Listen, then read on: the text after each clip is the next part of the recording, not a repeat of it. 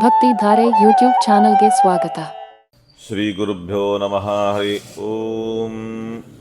ಅಸ್ಯ ಶ್ರೀ ವಿಷ್ಣೋರ್ದಿವ್ಯ ಸಹಸ್ರನಾಮ ಸ್ತೋತ್ರ ಮಹಾಮಂತ್ರಸ್ಯ ಭಗವಾನ್ ವೇದವ್ಯಾಸ ಋಷಿಃ ಅನುಷ್ಠುಪ್ ಛಂದಃ ಶ್ರೀ ವಿಶ್ವರೂಪಿ ಶ್ರೀ ಮಹಾವಿಷ್ಣುರ್ದೇವತಾ ಶ್ರೀ ಮಹಾವಿಷ್ಣು ಪ್ರಸಾದ ಸಿದ್ಧ್ಯರ್ಥೇ ಸಹಸ್ರನಾಮ ಪಠನೆ ವಿನಿಯೋಗಃ. ಓಂ ಓಂ ನಮೋ ಭಗವತೆ ವಾಸುದೇವಾಯ. ಓಂ ಓಂ ವಿಶ್ವಾಯ ನಮಃ. ಓಂ ಓಂ ವಿಶ್ವಂ ವಿಷ್ಣುರ್ವಷಟ್ಕಾರೋ ಭೂತಭವ್ಯಭವತ್ಪ್ರಭುಃ ಭೂತಕೃದ್ಭೂತವೃದ್ಭಾವೋ ಭೂತಾತ್ಮ ಭೂತಭಾವನಃ. ಈ ಶ್ಲೋಕ ಪಠನ ಮಾಡುವಾಗ ಮೊನ್ನೆ ಚಿಂತನೆ ಮಾಡಿದ ಹಾಗೆ 1000 ನಾಮಗಳಲ್ಲಿ ಒಂದು ನಾಮದ ಉಚ್ಚಾರದಲ್ಲಾದರೂ ನಮ್ಮ ಮನಸ್ಸು ನಿಲ್ಲಬೇಕಾದದ್ದು. ಕಲ್ಯಾಣ ಶ್ರೀನಿವಾಸ ಅಥವಾ ಬೆಟ್ಟದ ಮೇಲಿನ ಆನಂದ ನಿಲಯದೊಳಗೆ ಪರಬ್ರಹ್ಮನಲ್ಲಾದರೂ ಇಡಬೇಕು. ಬೇರೆ ಕಡೆ ಹೋಗದಂತೆ ಅದನ್ನು ಪ್ರಯತ್ನಪೂರ್ವಕವಾಗಿ ನಾವು ಹಿಡಲಿಕ್ಕೆ ಪ್ರಯತ್ನ ಮಾಡುವ. ಇದೊಂದು ದೊಡ್ಡ ಸವಾಲು ನಮಗೆ. 1000 ನಾಮಗಳ ಪೈಕಿ ಒಂದು ನಾಮವನ್ನು ಉಚ್ಚರಿಸುವಾಗಲಾದರೂ ನಮ್ಮ ಮನಸ್ಸು ಕೇಂದ್ರೀಕೃತವಾಗಿರಬೇಕು ಶ್ರೀನಿವಾಸ ಪರಬ್ರಹ್ಮನಲ್ಲಿ, ವರಾಹ ದೇವರಲ್ಲಿ. ಓಂ ವಿಶ್ವಂ ವಿಷ್ಣುರ್ವಷಟ್ಕಾರೋ ಭೂತಭವ್ಯಭವತ್ಪ್ರಭುಃ ಭೂತಕೃದ್ಭೂತವೃದ್ಭಾವೋ ಭೂತಾತ್ಮ ಭೂತಭಾವನಃ ಭೂತಾತ್ಮ ಪರಮಾತ್ಮ ಚ ಮುಕ್ತಾನಾಂ ಪರಮಾಗತಿಃ ಅವ್ಯಯಃ ಪುರುಷಃ ಸಾಕ್ಷಿ ಕ್ಷೇತ್ರಜ್ಞೋಕ್ಷರ ಏವ ಚ ಯೋಗೋ ಯೋಗವಿದಾಂ ನೇತಾ ಪ್ರಧಾನ ಪುರುಷೇಶ್ವರಃ ನಾರಸಿಂಹ ವಪುಃ ಶ್ರೀಮಾನ್ ಕೇಶವಃ ಪುರುಷೋತ್ತಮಃ ಸರ್ವಶ್ಚರ್ವಶ್ಚಿವಸ್ಥಾಣುರ್ಭೂತಾದಿರ್ನಿಧಿರವ್ಯಯಃ ಸಂಭವೋ ಭಾವನೋ ಭರ್ತಾ ಪ್ರಭವ ಪ್ರಭುರೀಶ್ವರಃ ಸ್ವಯಂಭೋ ಶಂಭುರಾದಿತ್ಯಃ ಪುಷ್ಕರಾಕ್ಷೋ ಮಹಾಸ್ವನಃ ಅನಾದಿನಿಧನೋ ಧಾತಾ ವಿಧಾತಾ ಧಾತುರುತಃ ಆದಿತ್ಯೋ ಜ್ಯೋತಿರಾದಿತ್ಯಃ ಸಹಿತ್ವರ್ಗತಿಸತ್ತಮಃ ಸುರಲ್ಮಾಖಂಡಪರುಷೋರ್ದಾರುಣೋ ದ್ರವಿಡಪ್ರದಃ ದಿವಸ್ಪೃಕ್ಸರ್ವದೃಗ್ವ್ಯಾಸೋ ವಾಚಸ್ಪತಿರಯೋ ನಿಜಃ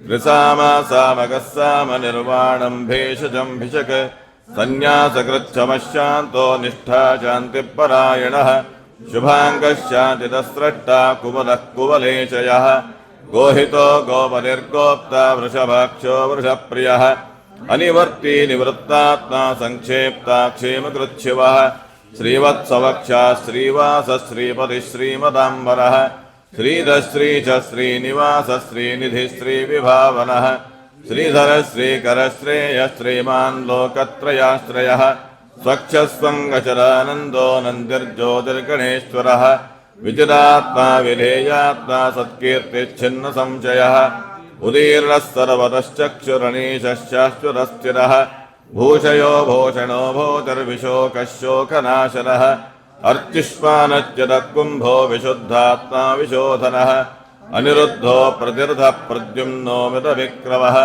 ಕಾಲನೇಮಿನಃ ವೀರಃ ಶೂರಿಶ್ಚೂರಿರ್ಜನೇಶ್ವರಃ ತ್ರಿಲೋಕಾತ್ಮಾ ತ್ರಿಲೋಕೇಶಃ ಕೇಶವಃ ಕೇಶಿಃ ಹರಿಃ ಕಾಮದೇವಃ ಕಾಮಪಾಲಃ ಕಾಮೀ ಕಾಂತಃ ಕೃತಾಗಮಃ ಅನಿರ್ದೇಶ್ಯ ವಪುರ್ವಿಷ್ಣುರ್ವೀರೋऽನಂತೋ ಧನಂಜಯಃ ಬ್ರಹ್ಮಣ್ಯೋ ಬ್ರಹ್ಮಕೃದ್ಬ್ರಹ್ಮ ಬ್ರಹ್ಮ ಬ್ರಹ್ಮ ವಿವರ್ಧನಃ ಬ್ರಹ್ಮವಿದ್ ಬ್ರಾಹ್ಮಣೋ ಬ್ರಹ್ಮಿ ಬ್ರಹ್ಮಜ್ಞೋ ಬ್ರಾಹ್ಮಣಪ್ರಿಯಃ ಮಹಾಕ್ರಮೋ ಮಹಾಕರ್ಮ ಮಹಾತೇಜ ಮಹೋರಗಃ ಮಹಾಕೃತುರ್ಮಹಾಯಜ್ವಾ ಮಹಾಯಜ್ಞೋ ಮಹಾಹವಿಃ ಸ್ತವ್ಯಸ್ತವ ಪ್ರಿಯಸ್ತೋತ್ರಂ ಸ್ತುತಿಸ್ತೋದಾರಣಪ್ರಿಯಃ ಪೂರ್ಣಪೂರಯಿನ ಪುಣ್ಯಃ ಪುಣ್ಯಕೀರ್ತಿರ್ನಾಮಯಃ ಮನೋಜವಸ್ತೀರ್ಥಕರೋ ವಸುರೇತಾ ವಸುಪ್ರದಃ ವಸುಪ್ರದೋ ವಾಸುದೇವೋ ವಸುರ್ವಸುವನಾಹವಿಃ ಸದ್ಗತಿಃ ಸತ್ಕೃತಿಃ ಸತ್ತಾ ಸದ್ಬೋಧಿಃ ಸತ್ಪರಾಯಣಃ ಶೂರಸೇನೋ ಯನುಶ್ರೇಷ್ಠಃ ಸನ್ನಿವಾಸಸ್ಸು ಯಾಮುನಃ ಭೂತಾವಾಸೋ ವಾಸುದೇವಃ ಸರ್ವಾಸುನಿಲಯೋ ನಲಃ ದರ್ಪಃ ದರ್ಪರೋ ದೃಪ್ತೋ ದುರ್ಧರೋದ್ಧಾಪರಾಜಿತಃ ವಿಶ್ವಮೂರ್ತಿರ್ಮಹಾಮೂರ್ತಿರ್ದೀಪ್ತಮೂರ್ತಿರಮೂರ್ತಿಮಾನ್ ಏಕೋನೇಕಸವಃ ಕಿಂ ಯತ್ತತ್ಪರಮನುತ್ತಮಂ ಲೋಕಬಂಧುರ್ಲೋಕನಾಥೋ ಮಾಧವೋ ಭಕ್ತವತ್ಸಲಃ ಸುವರ್ಣವರ್ಣೋ ಹೇಮಾಂಗೋ ವರಾಂಗಶ್ಚಂದನಾಂಗದೀ ವೀರಃ ವಿಚಮಶ್ಯೋನ್ಯೋ ಧೃತಾಶೀರಚಲಶ್ಚಲಃ ಅಮಾನಿ ಮಾನದೋ ಮಾನ್ಯೋ ಲೋಕಸ್ವಾಮಿ ತ್ರಿಲೋಕದೃಕ್ सुमेधा मेधजो धन्यः सत्यमेधाधराधरः तेजो वृषो जितिधरस्तर्वशस्त्रप्रदाम्बरः प्रग्रहो निग्रहो विग्रहोऽनेकशृङ्गो गदाग्रजः चतुर्मूर्तिश्चतुर्बाहुश्चतुर्व्यूहश्चतुर्गतिः चतुरात्मा चतुर्वेदविलेखपात् समावर्तो निवृत्तात्मा दुर्जयो दुर्विक्रमः दुर्लभो दुर्गमो दुर्गो दुरावासो दुरार्यः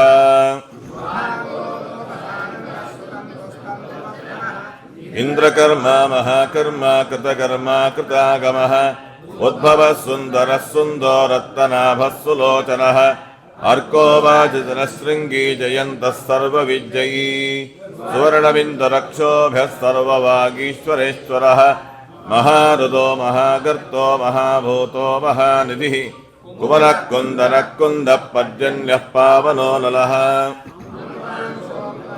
सर्वज्ञः सर्वतोमुखः सुलभः सुवृतः सिद्धः शत्रुजिच्छत्रुतापनः जग्रोरोरुम्बरोऽश्वत्थश्चाणूरान्ध्रनिषूदनः सहस्रार्तिः सप्तजिह्वः सप्तैधः सप्तवाहनः अमोत्किरणगोचिन्त्यो भयकृद्भयनाशनः अणुर्बृहक्षस्थूलो गुणभृन्निर्गुणो महान् अतृतस्वतृतस्वास्य प्राग्वंशो वंशवर्धनः भारभत्कथितो योगी योगीशः सर्वकामदः आश्रमश्रमणः क्षामः सुवर्णो वायुवाहनः धनुर्धरो धनुर्वेदो दण्डो दमयिता नमः अपराजितः सर्वसहो नियन्ता नियमो यमः सत्त्ववान् सात्विकः सत्यः सत्यधर्मपरायणः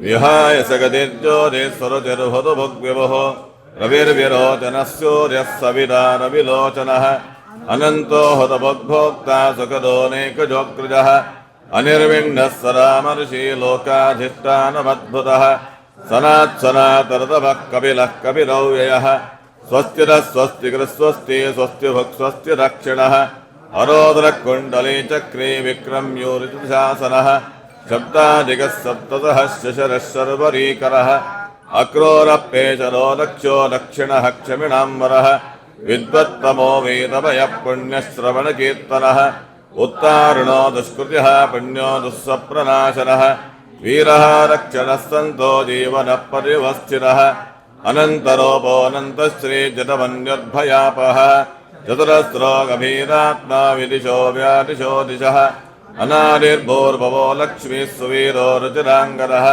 जननो जनजन्मादिर्भीमो भीमपराक्रमः आधारजलयोधार पुष्पः सप्रजागरः ऊर्ध्वगः सत्पराचारः प्राणदः प्रणवप्रणः प्रमाणं प्राणनिलयः प्राणधृत्प्राणजीवनः तत्त्वं तत्त्वविदेकात्मा जन्म मृत्युजरातिगः यज्ञो यज्ञपतिर्यज्वा यज्ञाङ्गो यज्ञवाहनः यज्ञप्रत्यज्ञकृत्यज्ञी यज्ञभुक्यज्ञसाधनः यज्ञान्तकृत्यज्ञगुह्यमन्नमन्नाद एव च आत्मयोनिः स्वयं जातो वैखानः सामगायनः देवकीनन्दनस्रष्टा क्षिरीशः पापनाशनः शङ्खपृन्नन्दकी चक्रेशाङ्गधन्वागदाधरः रथाङ्गपाणिरक्षोभ्यः सर्वप्रहरणायुधः सर्वप्रहरणायुध ॐ नम इति नमोऽस्त्वनन्ताय सहस्रमूर्तये सहस्रपादाक्षिशिरोरुबाहवे सहस्रनाम्ने पुरुषाय शाश्वते सहस्रकोटियुगधारिणे नमः नमो ब्रह्मण्यदेवाय गोब्राह्मणहिताय च जगद्धिताय कृष्णाय गोविन्दाय नमो नमः श्रीराम राम रामेति रमे रामे मनोरमे सहस्रनाम तत्तुल्यं राम नाम वरानने श्रीराम राम रामेति रमे रामे मनोरमे सहस्रनाम तत्तुल्यं राम नाम वरानने श्रीराम राम रामेति रमे रामे मनोरमे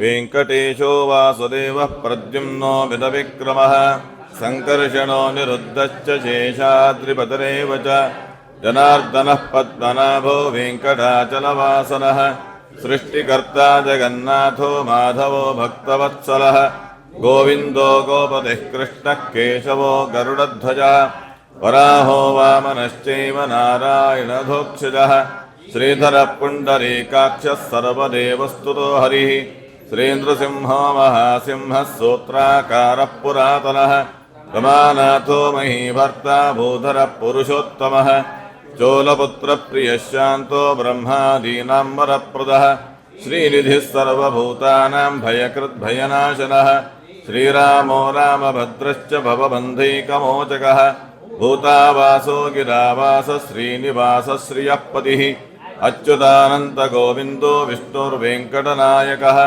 ಸರ್ವದೇವೈಕಶರಣಂ ಸರ್ವದೇವೈಕದೈವತಂ ಸಮಸ್ತದೇವ ಕವಚಂ ಸರ್ವದೇವ ಶಿಖಾಮಣಿಃ ಇತೀರಂ ಕೀರ್ತನಯ್ಯಸ್ಯ ವಿಷ್ಣೋರಮಿತತೇಜಸಃ ತ್ರಿಕಾಲೇಯ ಪಠೇ ನಿತ್ಯಂ ಪಾಪಂ ತಸ್ಯ ನ ವಿದ್ಯತೆ ರಾಜದ್ವಾರೆ ಪಠೇದ್ಘೋರೆ ಸಂಗ್ರಾಮೇ ರಿಪುಸಂಕಟೇ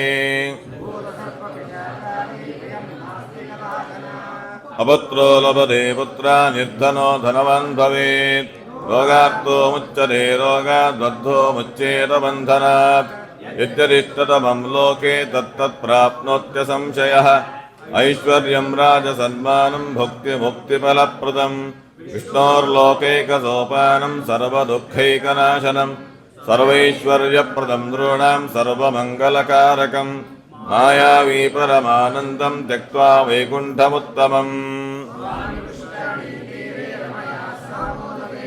ಕಲ್ಯಾಣಾದ್ಭುತಗಾತ್ರಾಯ ಕಾಮಿತಾರ್ಥಪ್ರದಾಯಿನೇ ಶ್ರೀಮದ್ವೆಂಕಟನಾಥಾಯ ಶ್ರೀನಿವಾಸಾಯ ತೇ ನಮಃ ವೆಂಕಟಾದ್ರಿಸಮಸ್ಥಾನಂ ಬ್ರಹ್ಮಾಂಡೇ ನಾಸ್ತಿ ಕಿಂಚನ ವೆಂಕಟೇಶಸಮೋ ದೇವೋ ನ ಭೂತೋ ನ ಭವಿಷ್ಯತಿ ಏತೇನ ಸತ್ಯವಾಕ್ಯೇನ ಸರ್ವಾರ್ಥಾನ್ ಸಾಧಯಾಮ್ಯಹಂ. ಶ್ರೀ ಬ್ರಹ್ಮಾಂಡ ಪುರಾಣೇ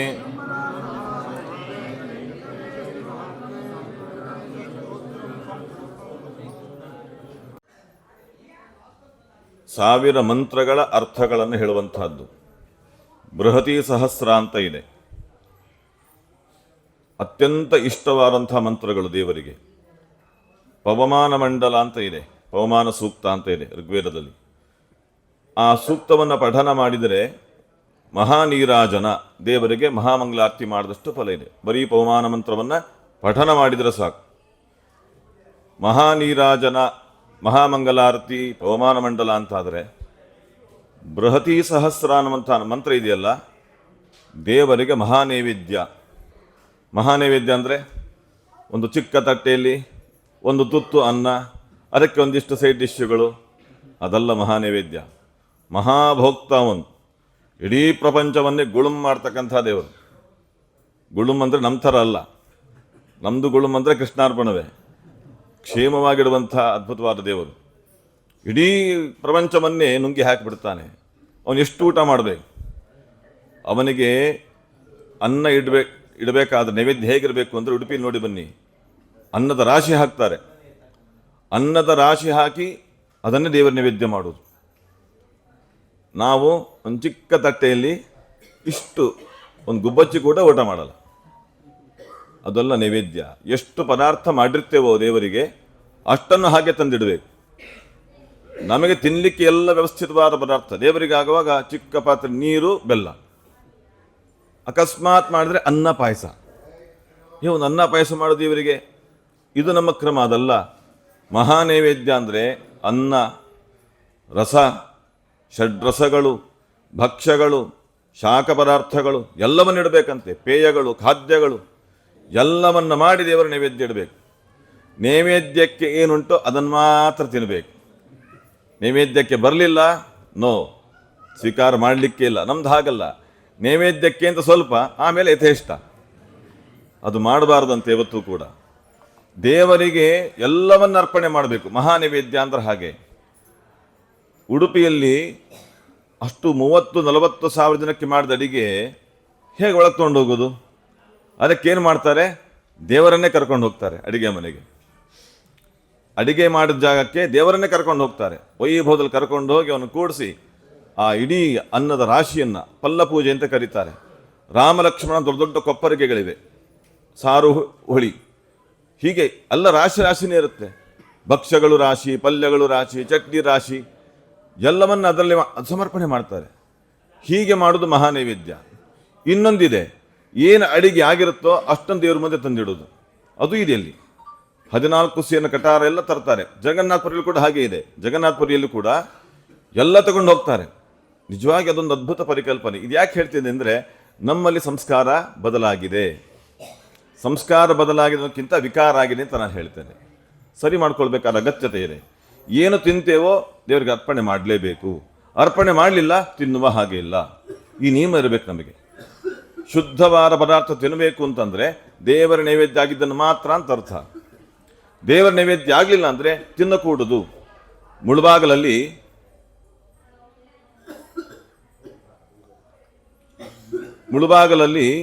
ಶ್ರೀಪಾದರಾಜ ಮಠ ಇದೆಯಲ್ಲ, ಆ ಪರಂಪರೆಯಲ್ಲಿ ಒಬ್ಬ ಸ್ವಾಮಿಗಳಾಗಿದ್ದರು ಹಿಂದೆ, ಶ್ರೀ ಶ್ರೀ ವಿಜಯನಿಧಿ ಶ್ರೀಪಾದರು ಅಂತ.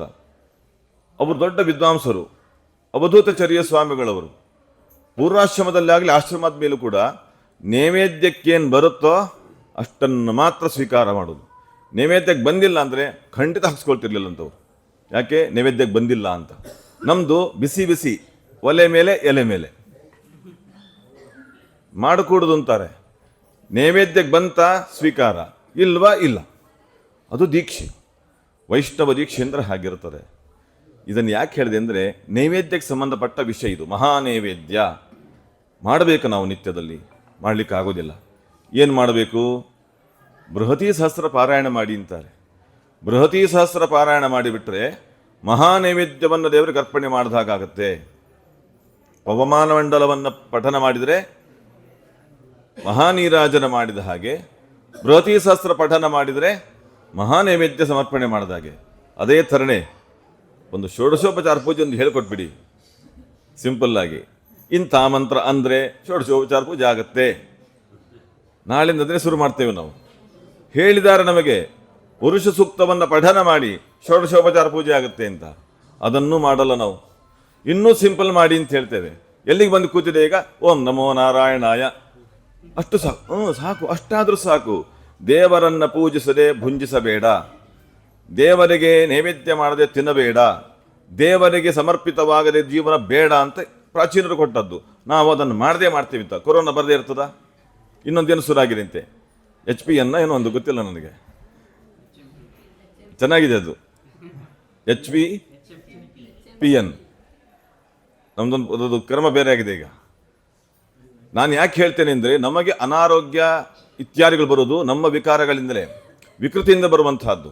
ಭಾರತೀಯತೆಯನ್ನು ಬಿಟ್ಟದ್ದಕ್ಕೆ, ಸನಾತನ ಧರ್ಮ ಸಂಸ್ಕಾರವನ್ನು ಬಿಟ್ಟದ್ದಕ್ಕೆ, ಬ್ರಾಹ್ಮಣ್ಯದ ಪರಿಕಲ್ಪನೆ ದೂರ ಮಾಡಿದ್ದಕ್ಕೆ ಇದೆಲ್ಲ ಅನರ್ಥಗಳು ಬರ್ತಿರೋದು. ಪ್ರಾಚೀನರು ಹೇಳಿದರು ಮಾಡಬೇಡಿ. ನಿತ್ಯದಲ್ಲಿ ದೇವರ ಸ್ಮರಣೆ ಮಾಡಿ. ಕುರುಭಂಶ್ವಚ ಕರ್ಮ ನಿಜಂ ನಿಯತಂ ಹರಿಪಾದ ವಿನಮ್ರತೆಯ ಸತತಂ. ನಿನ್ನ ಕೆಲಸ ನೀನು ಮಾಡು. ಆಟೋ ಡ್ರೈವರ ಡ್ರೈವಿಂಗ್ ಮಾಡು, ದೇವರ ಸ್ಮರಣೆ ಮಾಡಿಕೊಂಡು ಮಾಡು. ಅಡಿಗೆಯವರ ಅಡಿಗೆ ಮಾಡು, ದೇವರ ಸ್ಮರಣೆ ಮಾಡ್ಕೊಂಡು ಮಾಡು. ಪಾಠ ಪ್ರವಚನ ಮಾಡ್ತೀಯಾ, ದೇವರ ಸ್ಮರಣೆ ಮಾಡಿಕೊಂಡು ಮಾಡು. ಊಟ ಮಾಡ್ತೀಯಾ, ನಮ್ಮ ಕರ್ತವ್ಯ ಅಲ್ವದು. ಊಟ ಮಾಡಬೇಕು, ದೇವರ ಸ್ಮರಣೆ ಮಾಡಿಕೊಂಡು ಮಾಡು. ಕಸ ಗುಡಿಸ್ಬೇಕು, ದೇವರ ಸ್ಮರಣೆ ಮಾಡಿಕೊಂಡು ಮಾಡು. ಒಬ್ಬ ನ್ಯಾಯವಾದಿ ಅಂತ ಸೇರಿಸ್ಕೋಬೇಕಾ? ಇಲ್ಲ. ನ್ಯಾಯವಾದಿ, ಲೀಗಲ್ ಎಕ್ಸ್ಪರ್ಟು, ದೇವರ ಸ್ಮರಣೆ ಮಾಡಿಕೊಂಡು ಮಾಡು. ಅಡ್ಮಿನಿಸ್ಟ್ರೇಷನ್, ರಾಷ್ಟ್ರ ನಡೆಸಬೇಕು, ದೇವರ ಸ್ಮರಣೆ ಮಾಡಿಕೊಂಡು ಮಾಡು. ಯಾವುದೇ ಒಬ್ಬ ವ್ಯಕ್ತಿ ತನ್ನ ಕೆಲಸವನ್ನು ಮಾಡಬೇಕಾದ್ರೆ, ವಿದ್ಯಾರ್ಥಿ ಜೀವನ ಮಾಡುವಾಗ, ಅಧ್ಯಾಪಕ ಜೀವನ ಮಾಡುವಾಗ, ಬಿಸ್ನೆಸ್ ಮ್ಯಾನ್ ಬಿಸ್ನೆಸ್ ಮಾಡುವಾಗ ದೇವರ ಸ್ಮರಣೆ ಮಾಡಿಕೊಂಡು ಮಾಡುವಂತ ಶ್ರೀಮದಾಚಾರ್ಯ ಹೇಳಿದರು. ನಾವು ಅದನ್ನೆಲ್ಲವನ್ನು ಬಿಟ್ವಿ. ನಮಗೆ ಆದಾಗ ದೇವರ ಸ್ಮರಣೆ, ಸಂಕಟ ಬಂದಾಗ ನೋಡಿ ಎಷ್ಟು ಬೇಗ ಹೇಳ್ತೇವೆ, ಸುಖ ಬಂದಾಗ ವೆಂಕಟ ದೇವರ ನೆನಪೇ ಆಗುವುದಿಲ್ಲ ನಮಗೆ. ಶ್ರೀಮದಾಚಾರ್ಯ ಹೇಳ್ತಾರೆ, ವಿಪದ್ವಿಸ್ಮರಣಂ ವಿಷ್ಣೋಹೋ ಸಂಪನ್ನಾರಾಯಣ ಸ್ಮೃತಿ. ದೇವರನ್ನ ಮರೆತ ಕ್ಷಣ ಮಹಾವಿಪತ್ತು, ದೇವರನ್ನ ಸ್ಮರಿಸಿದ ಕ್ಷಣ ಮಹಾಸಂಪತ್ತು ಅಂತಂತಾರೆ. ನಮಗೆ ಸಂಪತ್ತು ಅಂದರೆ ಲಾಟ್ರಿ ಹೊಡಿಬೇಕು, ಶೇರಲ್ಲಿ ಜಾಸ್ತಿ ಆಗಬೇಕು ಇತ್ಯಾದಿ ನಮ್ಮ ಕಲ್ಪನೆ ಇದೆ. ದೇವರ ಸ್ಮರಣೆ ಮಾಡಿದ ಕ್ಷಣ ದೊಡ್ಡ ಸಂಪತ್ತು. ಇವತ್ತು ಪಾದಯಾತ್ರೆ ಬರುವಾಗ ನೀವೆಲ್ಲ ಸ್ಮರಣೆ ಮಾಡ್ತಾ ಇದ್ರಲ್ಲ, ಸ್ಮರಣೆನೂ ಆಗ್ತಾ ಇತ್ತು, ಸ್ವಲ್ಪ ಪಾಲಿಟಿಕ್ಸ್ ಬರ್ತಿತ್ತು, ಗಾಸಿಪ್ ಬರ್ತಾ ಇತ್ತು, ಅದೊಂದು ಉಪ್ಪಿನಕಾಯಿ ಇದ್ದ ಹಾಗೆ ಚೂರು ಬರ್ತಿರಬೇಕು ಅಂತ. ಆದರೆ ಕೆಲವರಂತೂ ನಾಮಸ್ಮರಣೆ ಮಾಡ್ಕೊಂಡೇ ಬಂದಿದ್ದಾರೆ. ಎಲ್ಲಿಯ ತನಕ? ಪ್ರಾರಂಭದ ಕ್ಷಣದಿಂದ ದೇವರ ದರ್ಶನ ಮಾಡುವ ತನಕ ಗೋವಿಂದ ಗೋಪಾಲ ಗೋಪಾಲ ಗೋವಿಂದ.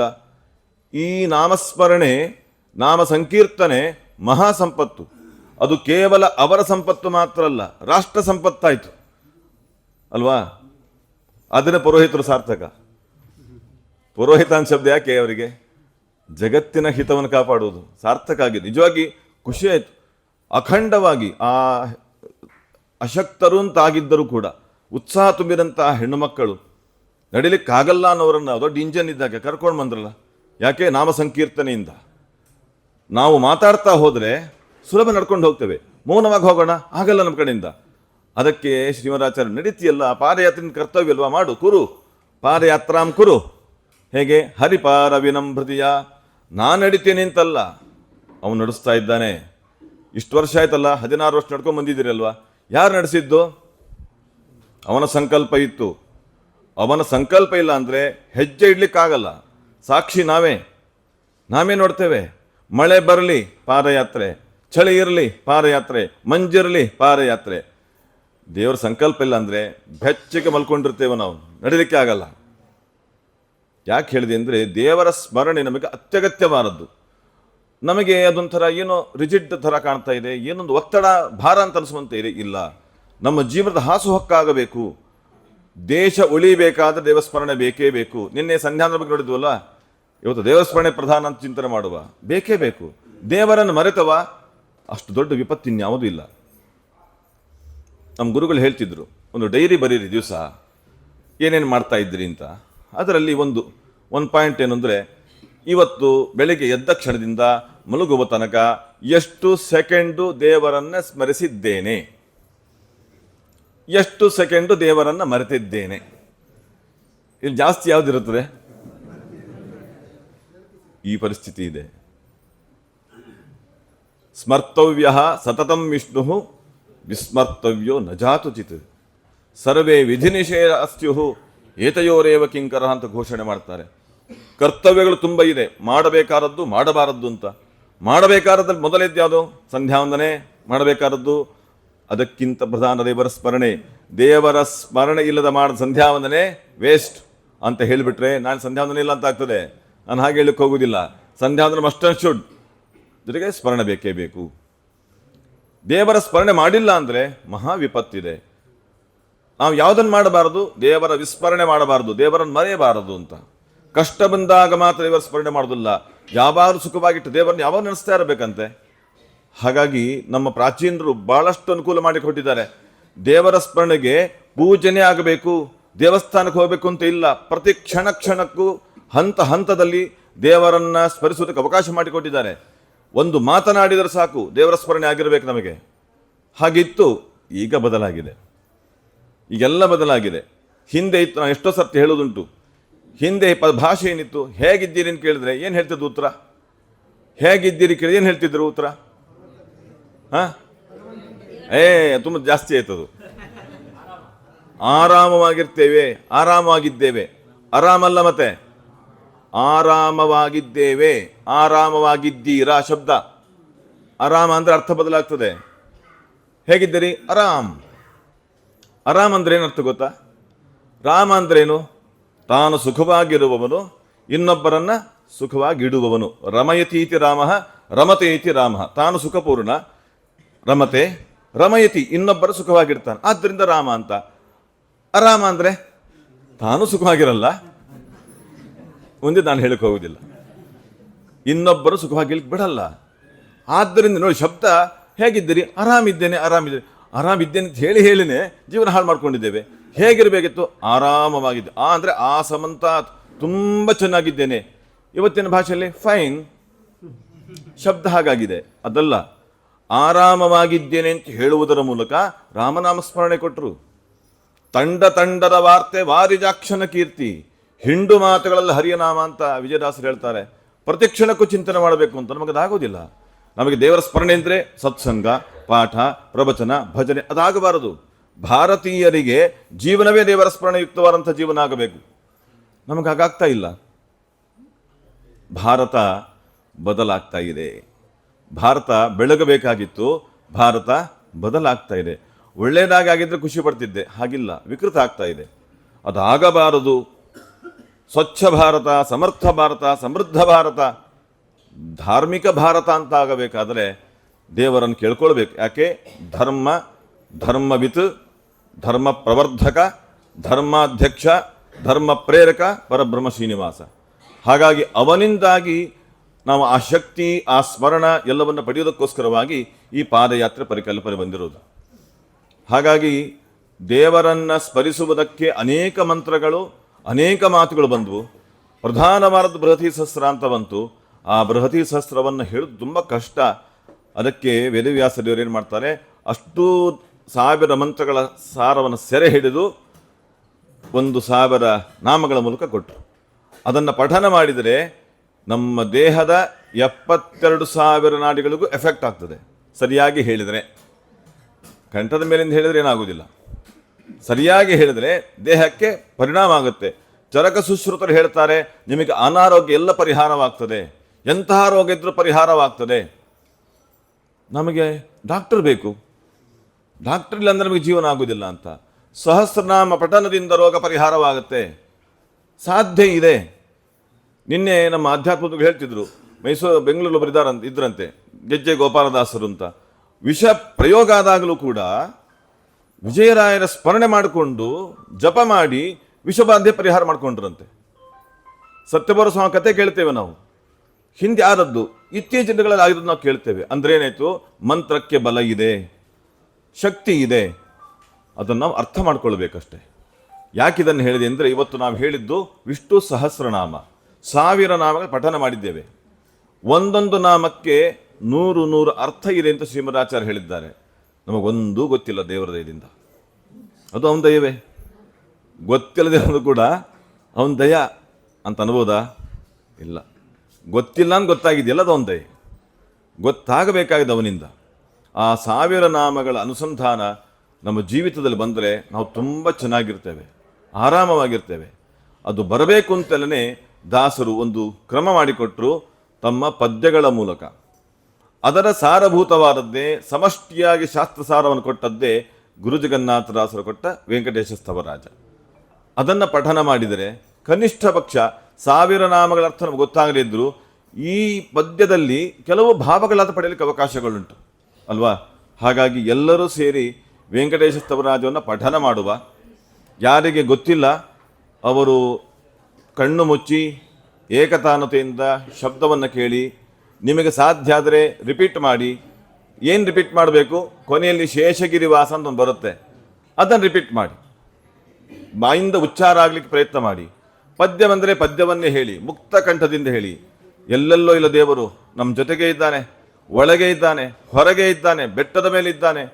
ಹಾಗಾಗಿ ದೇವರನ್ನು ನೋಡುವ ದೃಷ್ಟಿಯಲ್ಲಿ ನಮ್ಮ ಪ್ರಾರ್ಥನೆ ಇರಬೇಕು.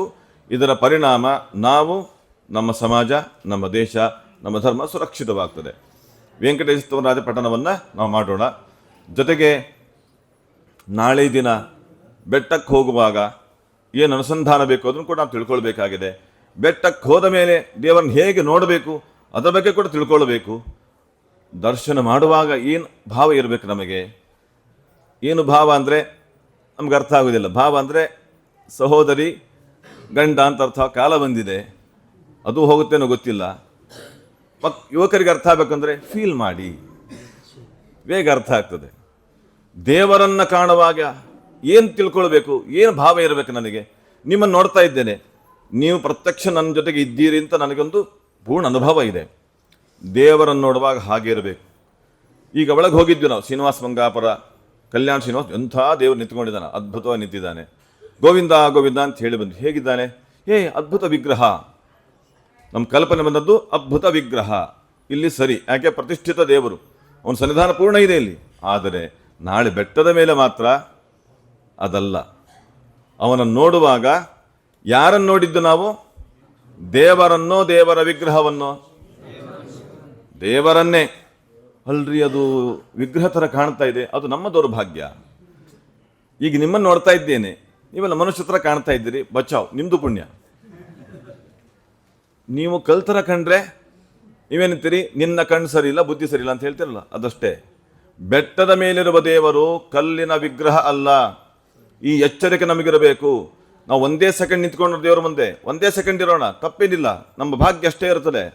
1 ಸೆಕೆಂಡ್, 10 ಸೆಕೆಂಡ್, 20 ಸೆಕೆಂಡ್, ನಿಮಿಷಗಳವರೆಗೆ ಇರಲಿ, ಎಷ್ಟೊತ್ತು ದೇವರು ನೋಡ್ತಿದ್ದೇವೋ ಆ ಕ್ಷಣಕ್ಕೆ ನಾನು ಲೈವ್ ಆಗಿ ಇಷ್ಟು ಹೇಳ್ಬೋದು. ಈಗ ಇವತ್ತಿನ ಭಾಷೆಯಲ್ಲಿ ದೇವರು ನೋಡ್ತಾ ಇದ್ದೇನೆ, ಅವನು ನನ್ನ ನೋಡ್ತಿದ್ದಾನೆ, ನನಗೂ ಅವನಿಗೂ ಸಂಬಂಧ ಇದೆ.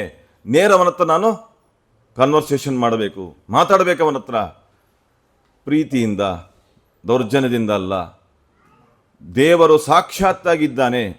ಬೆಟ್ಟದ ಮೇಲಿರುವಂಥ ಆನಂದ ನಿಲಯದ ಒಳಗಿರುವ ಭಗವಂತನ ರೂಪ ಅದು ಪ್ರತಿಷ್ಠಿತ ವಿಗ್ರಹ ಅಲ್ಲ, ಶಿಲಾಮಯ ವಿಗ್ರಹ ಅಲ್ಲ. ಈ ಎಚ್ಚರಿಕೆ ನಮಗೆ ಸುತರಾಮ್ ಇರಬೇಕು, ಎಂದೆಂದಿಗೂ ಇರಬೇಕು. ಇದರ ಬಗ್ಗೆ ತಗಾದೆ ತೆಗೆಯೋರು ತುಂಬ ಜನ ಇದ್ದಾರೆ. ಅಲ್ಲ ಪ್ರತಿಷ್ಠಿತ ವಿಗ್ರಹ ಅಂತ ಹೇಳೋರಿದ್ದಾರೆ. ಅವರು ಹಾಗೆ ಹೇಳ್ತಾ ಇರಲಿ, ಅವರ ಸ್ಥಿತಿ ಹಾಗೆ ಇರಲಿ. ಅದು ನಮಗಿರಬೇಕು ಕನ್ವಿಕ್ಷನ್ ಏನು ಅಂತಂದರೆ, ಪೂರ್ಣ ಮಟ್ಟದಲ್ಲಿ ಸಚ್ಚಿದಾನಂದನಾದ ದೇವ. ಸಚ್ಚಿದಾನಂದ ಏನರ್ಥ? ಸತ್ತು ಅಂದರೆ ನಿರ್ದುಷ್ಟ, ಚಿತ್ ಅಂದರೆ ಜ್ಞಾನ, ಆನಂದ ಅಂದರೆ ಸುಖ. ಜ್ಞಾನಾನಂದಗಳೇ ಮೂರ್ತಿಮತ್ತಾಗಿ ಬಂದ ರೂಪ ಅದು. ಸೂರ್ಯನ ಬೆಳಕು ಅಂದರೆ ಏನರ್ಥ? ಒಂದೇ ತಾನೆ. ಹಾಗೆ ದೇವರು ಬೇರೆಯಲ್ಲ, ದೇವರ ಜ್ಞಾನಾನಂದಗಳು ಬೇರೆಯಲ್ಲ. ಶಂಖ ಚಕ್ರ ಹಿಡ್ಕೊಂಡು ಅಭಯ ಮತ್ತು ವರ ಕಟಿಸ್ಥವಾದಂತಹ ಒಂದು ಅವನ ಕೈ, ಇನ್ನೊಂದು ಅಭಯ ವರಪ್ರದವಾದಂತಹ ಕೈ. ಅಪಾರಸಿಕ ಅಂತ ನಾವು ಚಿಂತನೆ ಮಾಡಬೇಕು ಅವನನ್ನು. ಸಚ್ಚಿದಾನಂದ ರೂಪ ಅಂತ ಚಿಂತನೆ ಮಾಡಬೇಕು. ನಕೃತಂ ದೇವಸಂಗೈಶ್ಚ ನಕೃತಂ ವಿಶ್ವಕರ್ಮಣ. ವಿಶ್ವಕರ್ಮರು ರಚನೆ ಮಾಡಿದ ವಿಗ್ರಹ ಅಲ್ಲ ಅದು, ದೇವತೆಗಳು ರಚನೆ ಮಾಡಿದ ವಿಗ್ರಹ ಅಲ್ಲ. ಮತ್ತೇನದು ಹೇಳ್ತಾರೆ? ಶಿಲಾವದೃಶ್ಯತೆ ಹರಿಹಿ. ಕಲ್ಲಿನಂತೆ ದೇವರು ಕಾಣ್ತಾ ಇದ್ದಾನೆ. ಕಲ್ಲಿನಂತೆ ಕಾಣ್ತಾನಂದ್ರೆ ಅರ್ಥ ಏನು? ಕಲ್ಲಲ್ಲ ಅಂತ ಅರ್ಥ ಅಲ್ವಾ? ನೀನು ಭಾರಿ ಬುದ್ಧಿವಂತನಂತೆ ಮಾತಾಡ್ತಾ ಇದ್ದಿ ಅಂದರೆ ಏನರ್ಥ? ಅದಕ್ಕೆ? ಭಾರಿ ಬುದ್ಧಿವಂತನ ಮಾತಾಡ್ತಿದ್ದಿ ಮಾರೇ, ನೀನು ಬುದ್ಧಿವಂತ ಅಲ್ಲ ಅಂತ ಅರ್ಥ. ಹೌದಲ್ಲೋ? ಕಲ್ಲಿನಂತೆ ಇದ್ದಾನೆ ಅಂದರೆ ಕಲ್ಲಲ್ಲ ಅಂತಲೇ ಅರ್ಥ ಅಲ್ವಾ? ಇಷ್ಟು ಭಾಷೆ ಅರ್ಥ ಆಗಲ್ಲ ನಮಗೆ. ಹಾಗಾಗಿ ದೇವರನ್ನು ನೋಡುವಾಗ ನಮಗೆ ಆಭರಣ ಕಾಣಬಹುದು, ನಾಮ ಕಾಣಬಹುದು, ಬೇಕಾದ ಕಾಣಬಹುದು. ಆದರೆ ಆ ರೂಪ ಮಾತ್ರ, ಒಳಗಿರುವ ರೂಪ ಜ್ಞಾನಾನಂದಾತ್ಮಕವಾದ ಸ್ವಂತ ದೇವರು ನಿಂತಿದ್ದಾನೆ, ಅವನು ನೋಡ್ತಿದ್ದೇನೆ ನಾನಂತ ಭಾವಿಸಿಕೊಂಡು ಪ್ರಾರ್ಥನೆ ಮಾಡಬೇಕು. ಏನಂತ? ಶ್ರೀರಮಣ ಸರ್ವೇಚ ಸರ್ವಗ ಸಾರಭೂತ ಸ್ವತಂತ್ರ ಸರ್ವದ ಪಾರ ಮಹಿಮೋದಾರ ಸದ್ಗುಣ ಗಂಭೀರ ಸಾರಿದವರ ಗದೂರ ಗೈಸಿ ಸೂರಿ ಜನರಿಗೆ ಸೌಖ್ಯ ನೀಡುವ ಧೀರ ವೆಂಕಟರಮಣ ಕರುಣದಿ ಪೊರೆಯೋ ನೀಯನ್ನ. ಧೀರ ವೆಂಕಟರಮಣ ಕರುಣದಿ ಪೊರೆಯೋ ನೀಯನ್ನ. ಪನ್ನ ಪಾಲಕ ನಿನ್ನ ಹೊರತಿನ್ನನ್ಯ ದೇವರ ಮನ್ನದಲ್ಲಿ ನಾನೆನೆಸೆನೆಂದಿಗೂ ಬಲ್ಲಬಡಿಸದಿರೋ. ಎಲ್ಲ ಪಾಲಕ ನೀನೆ ಇರುತ್ತಿರೆ ಇನ್ನು ಭವ ಭಯವೇಕೆ ಎನಗೆ. ಚನ್ನ ವೆಂಕಟರಮಣ ಕರುಣದಿ ಪೊರೆಯೋ ನೀಯನ್ನ. ಚನ್ನ ವೆಂಕಟರಮಣ ಕರುಣದಿ ಪೊರೆಯೋ ನೀಯನ್ನ. ಲಕುಮಿ ಬಮ್ಮ ಭವಾಮರೇಶರು ಭಕುತಿ ಪೂರ್ವಕ ನಿನ್ನ ಭಜಿಸಿ ಸಕಲ ಲೋಕಕ್ಕೆ ಸರ್ವಕಾಲದಲ್ಲಿ ನಿಖಿಳ ಜೀವರ ಪೊರೆವೋ ದೇವನೇ ಭಕುತಿ ನೀಯನಗೀಯದಿರಲು. ವ್ಯಕುತವಾಗ್ಯಪ ಕೀರ್ತಿ ಬಪುದು ಶ್ರೀನಿಕೇತನನೇ. ವ್ಯಕುತವಾಗ್ಯಪ ಕೀರ್ತಿ ಬಪುದು ಶ್ರೀನಿಕೇತನನೇ. ಯಾಕೆ ಪುಟ್ಟದು ಕರುಣ ಎನ್ನೊಳು ಸಾಕಲಾರೆಯ ನಿನ್ನ ಶರಣನ ಕಿಬಿಟ್ಟರೆ ನಿನಗೆ ಲೋಕನಿ ಖ್ಯಾತಿ ಬಪ್ಪುವುದೇ. ಲೋಕನೀಯನೆ ನೀನೆ ಎಲ್ಲನು ಜೋಕಿಯಿಂದಲಿ ಕಾಯೋ ಬಿಡದೆ. ಏಕದೇವನು ನೀನೆ ವೆಂಕಟಶೇಷಗಿರಿವಾಸ. ಏಕದೇವನು ನೀನೆ ವೆಂಕಟಶೇಷಗಿರಿವಾಸ. ಅಂಬುಜಾಂಬಕ ನಿನ್ನ ಪದಯುಗ ನಂಬಿಕೊಂಡಿ ಪರಿಯಲಿರುತ್ತಿರೆ ನಿರ್ಭಾಗ್ಯ ಸ್ಥಿತಿ ತೋರೆ ಬಿಂಬ ಮೂರುತಿ ನಿಲ್ಲ ಕರಗತ ಕಂಬುವರವೇ ಗತಿಯೋ ವಿಶ್ವ ಕುಟುಂಬಿಯಲ್ಲನು ಸಲಹು ಸಂತತ ಶಗಿರಿವಾಸ ವಿಶ್ವ ಕುಟುಂಬಿಯಲ್ಲನು ಸಲಹು ಸಂತತ ಶಗಿರಿವಾಸ ಸಾರಶಿರಿ ವೈಕುಂಠ ತ್ಯಜಿಸಿ ದಾರುಣಿಯೊಳು ಗೊಲ್ಲನಾಗಿ ಚೋರ ಕರ್ಮವ ಮಾಡಿ ಬಲುಕಿಹ ದಾರಿಗರಿಕಿಲ್ಲ ಸಾರಿ ಪೇಳುವೆನಿಲ್ಲ ಗುಣಗಳ ಪಾರವಾಗಿರುತ್ತಿಹವೋ ಜನರಿಗೆ ಧೀರ ವೆಂಕಟರಮಣ ಕರುಣದಿ ನೀಯಲ್ಲ ಧೀರ ವೆಂಕಟರಮಣ ಕರುಣದಿ ಪೊರೆಯೋ ನೀಯನ್ನ ನೀರ ಮುಳುಗಿ ಭಾರ ಪೊತ್ತು ದಾರುಣಿ ತಳವಗಿದು ಸಿಟ್ಟಿಲಿ ಚೀಳಿ ಕರುಳಿನ ಮಾಲೆ ಧರಿಸಿದರೋ ಪೋರವಿ ಪ್ರಕುಟಾರಿ ವನವನ ಚಾರಿ ಗೋಪದಿಗಂಬರಾಶ್ವವ ಏರಿ ಪೋದರು ವೆಂಕಟಶೇಷಗಿರಿವಾಸ ಅಶ್ವವ ಏರಿ ಪೋದರು ಬಿಡೆನು ವೆಂಕಟಶಗಿರಿವಾಸ ಲಕ್ಷ್ಮೀನಾಯಕ ಸಾರ್ವಭೌಮನಿ ಪಕ್ಷಿವಾಹನ ಪರಮ ಪುರುಷನಿ ಮೋಕ್ಷದಾಯಕ ಪ್ರಾಣ ಜನಕನಿ ವ್ಯಾಪಕನೇ ಅಕ್ಷಯಾಂಬರವಿತ್ತು ವಿಜಯನ ಪಕ್ಷಪಾತವ ಮಾಡಿ ಕುರುಗಳ ಮಾಡದೆ ಕೊಂದೆಯೋ ಶ್ರೀ ಶೇಷಗಿರಿವಾಸ ಕುರುಗಳ ಲಕ್ಷ್ಯ ಮಾಡದೆ ಶೇಷಗಿರಿವಾಸ ಹಿಂದೆ ನೀ ಪ್ರಹ್ಲಾದ ಗೋಸುಗ ಎಂದು ನೋಡದ ರೂಪ ಧರಿಸಿ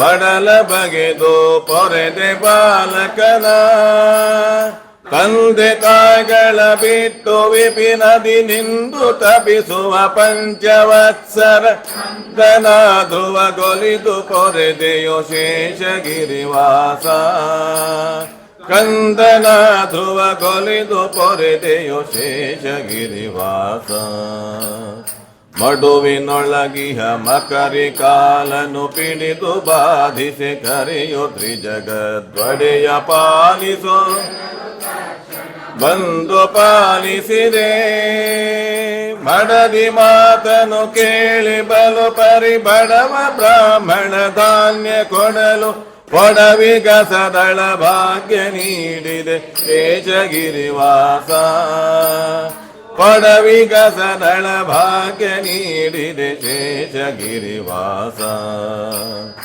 ಇಂತು ಮಾಡಿದ ಮಹಿಮೆಗಳ ನಾನೆಂತು ವರ್ಣಿಸಲೇನು ಫಲ ಶ್ರೀಕಾಂತ ಎಲ್ಲನು ಕೀರುತಿ ನಿನಗೆ ಫಲವೆನಗೆ ಕಂತು ಜನಕನಿಗೆಲ್ಲ ಮನಸ್ಸಿನ ಅಂತರ ಗನಿ ನೀನೆ ಸರ್ವದ ನಿಂತು ಪ್ರೇರಣೆ ಶೇಷಗಿರಿವಾಸ ನಿಂತು ಪ್ರೇರಣೆ ಮಾಳ್ಪೆ ಸರ್ವದ ಶೇಷಗಿರಿವಾಸ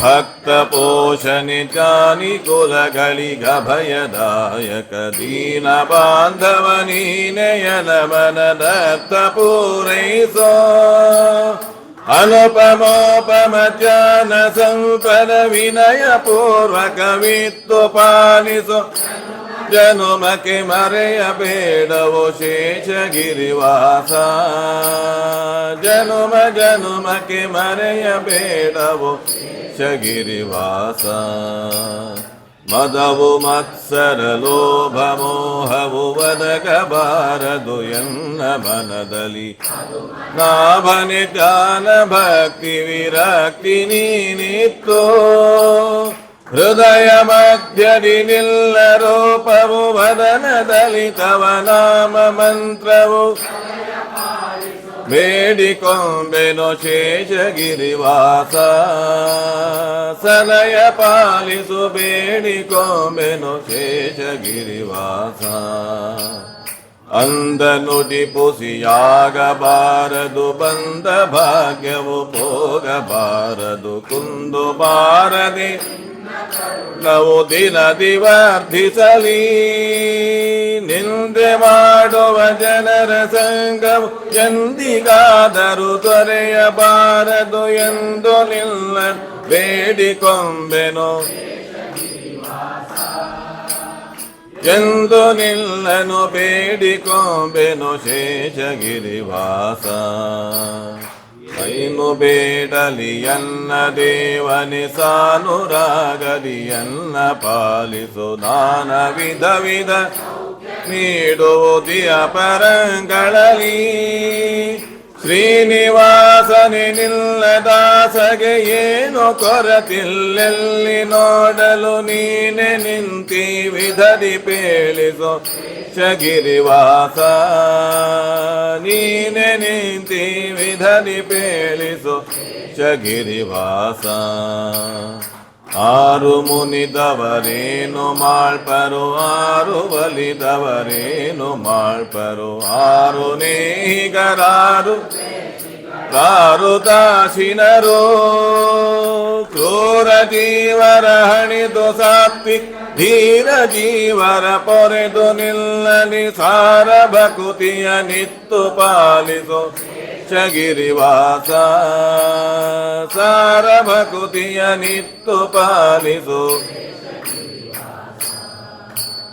ನಿನ್ನ ಸೇವೆಯ ನಿತ್ತು ಎನಗೆ ನಿನ್ನ ಪದಯುಗ ಭಕ್ತಿ ನೀಡಿ ನಿನ್ನ ಗುಣಗಣ ಸವನ ಮಾಡುವ ನೀನಿತ್ತು ಎಲ್ಲ ಮನದಲ್ಲಿ ನೀನೆ ನಿಂತು ಘನ್ನ ಕಾರ್ಯವ ಮಾಡಿಸು ಧನ್ಯನೆಂದನಿ ಚನ್ನ ಲೋಕದಿ ಶಗಿರಿವಾಸ ಧನ್ಯನೆಂದನಿ ಚನ್ನ ಲೋಕದಿ ಹೇ ಶಗಿರಿವಾಸ ಜಯ ಜಯತು ಷಟಕೂರ್ಮರೂಪನಿ ಜಯ ಜತು ಕಿಟಿ ಸಿಂಹ ವಾಮನ ಜಯ ಜಯತು ಭೃಗುರಾಮ ರಘುಕುಲ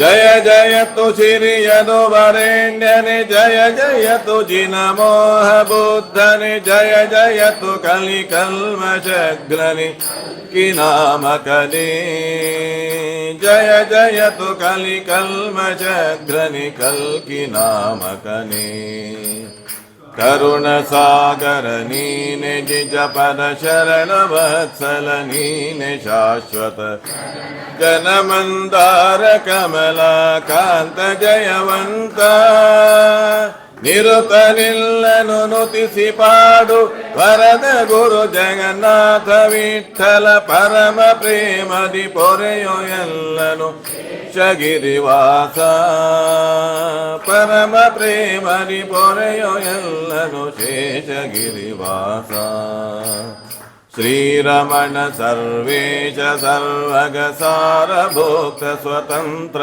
ಸರ್ವದ ಪಾರಮೈಮೋದಾರ ಪೂರ್ಣ ಗಂಭೀರ ಸಾರಿದವರ ಗದೋರ ಗೈಸಿ ಸೋರಿ ಜನರಿಗೆ ಸೌಖ್ಯ ನೀಡುವ ಧೀರ ವೆಂಕಟರಮಣ ಕರುಣದಿ ನೀಯನ್ನ ಧೀರ ವೆಂಕಟರಮಣ ಕರುಣದಿ ಪೊರೆಯೋ ನೀಯನ್ನ ಕರುಣದಿ ಪೊರೆಯೋ ನೀಯನ್ನ ಕರುಣದಿ ಪೊರೆಯೋ ನೀಯನ್ನ.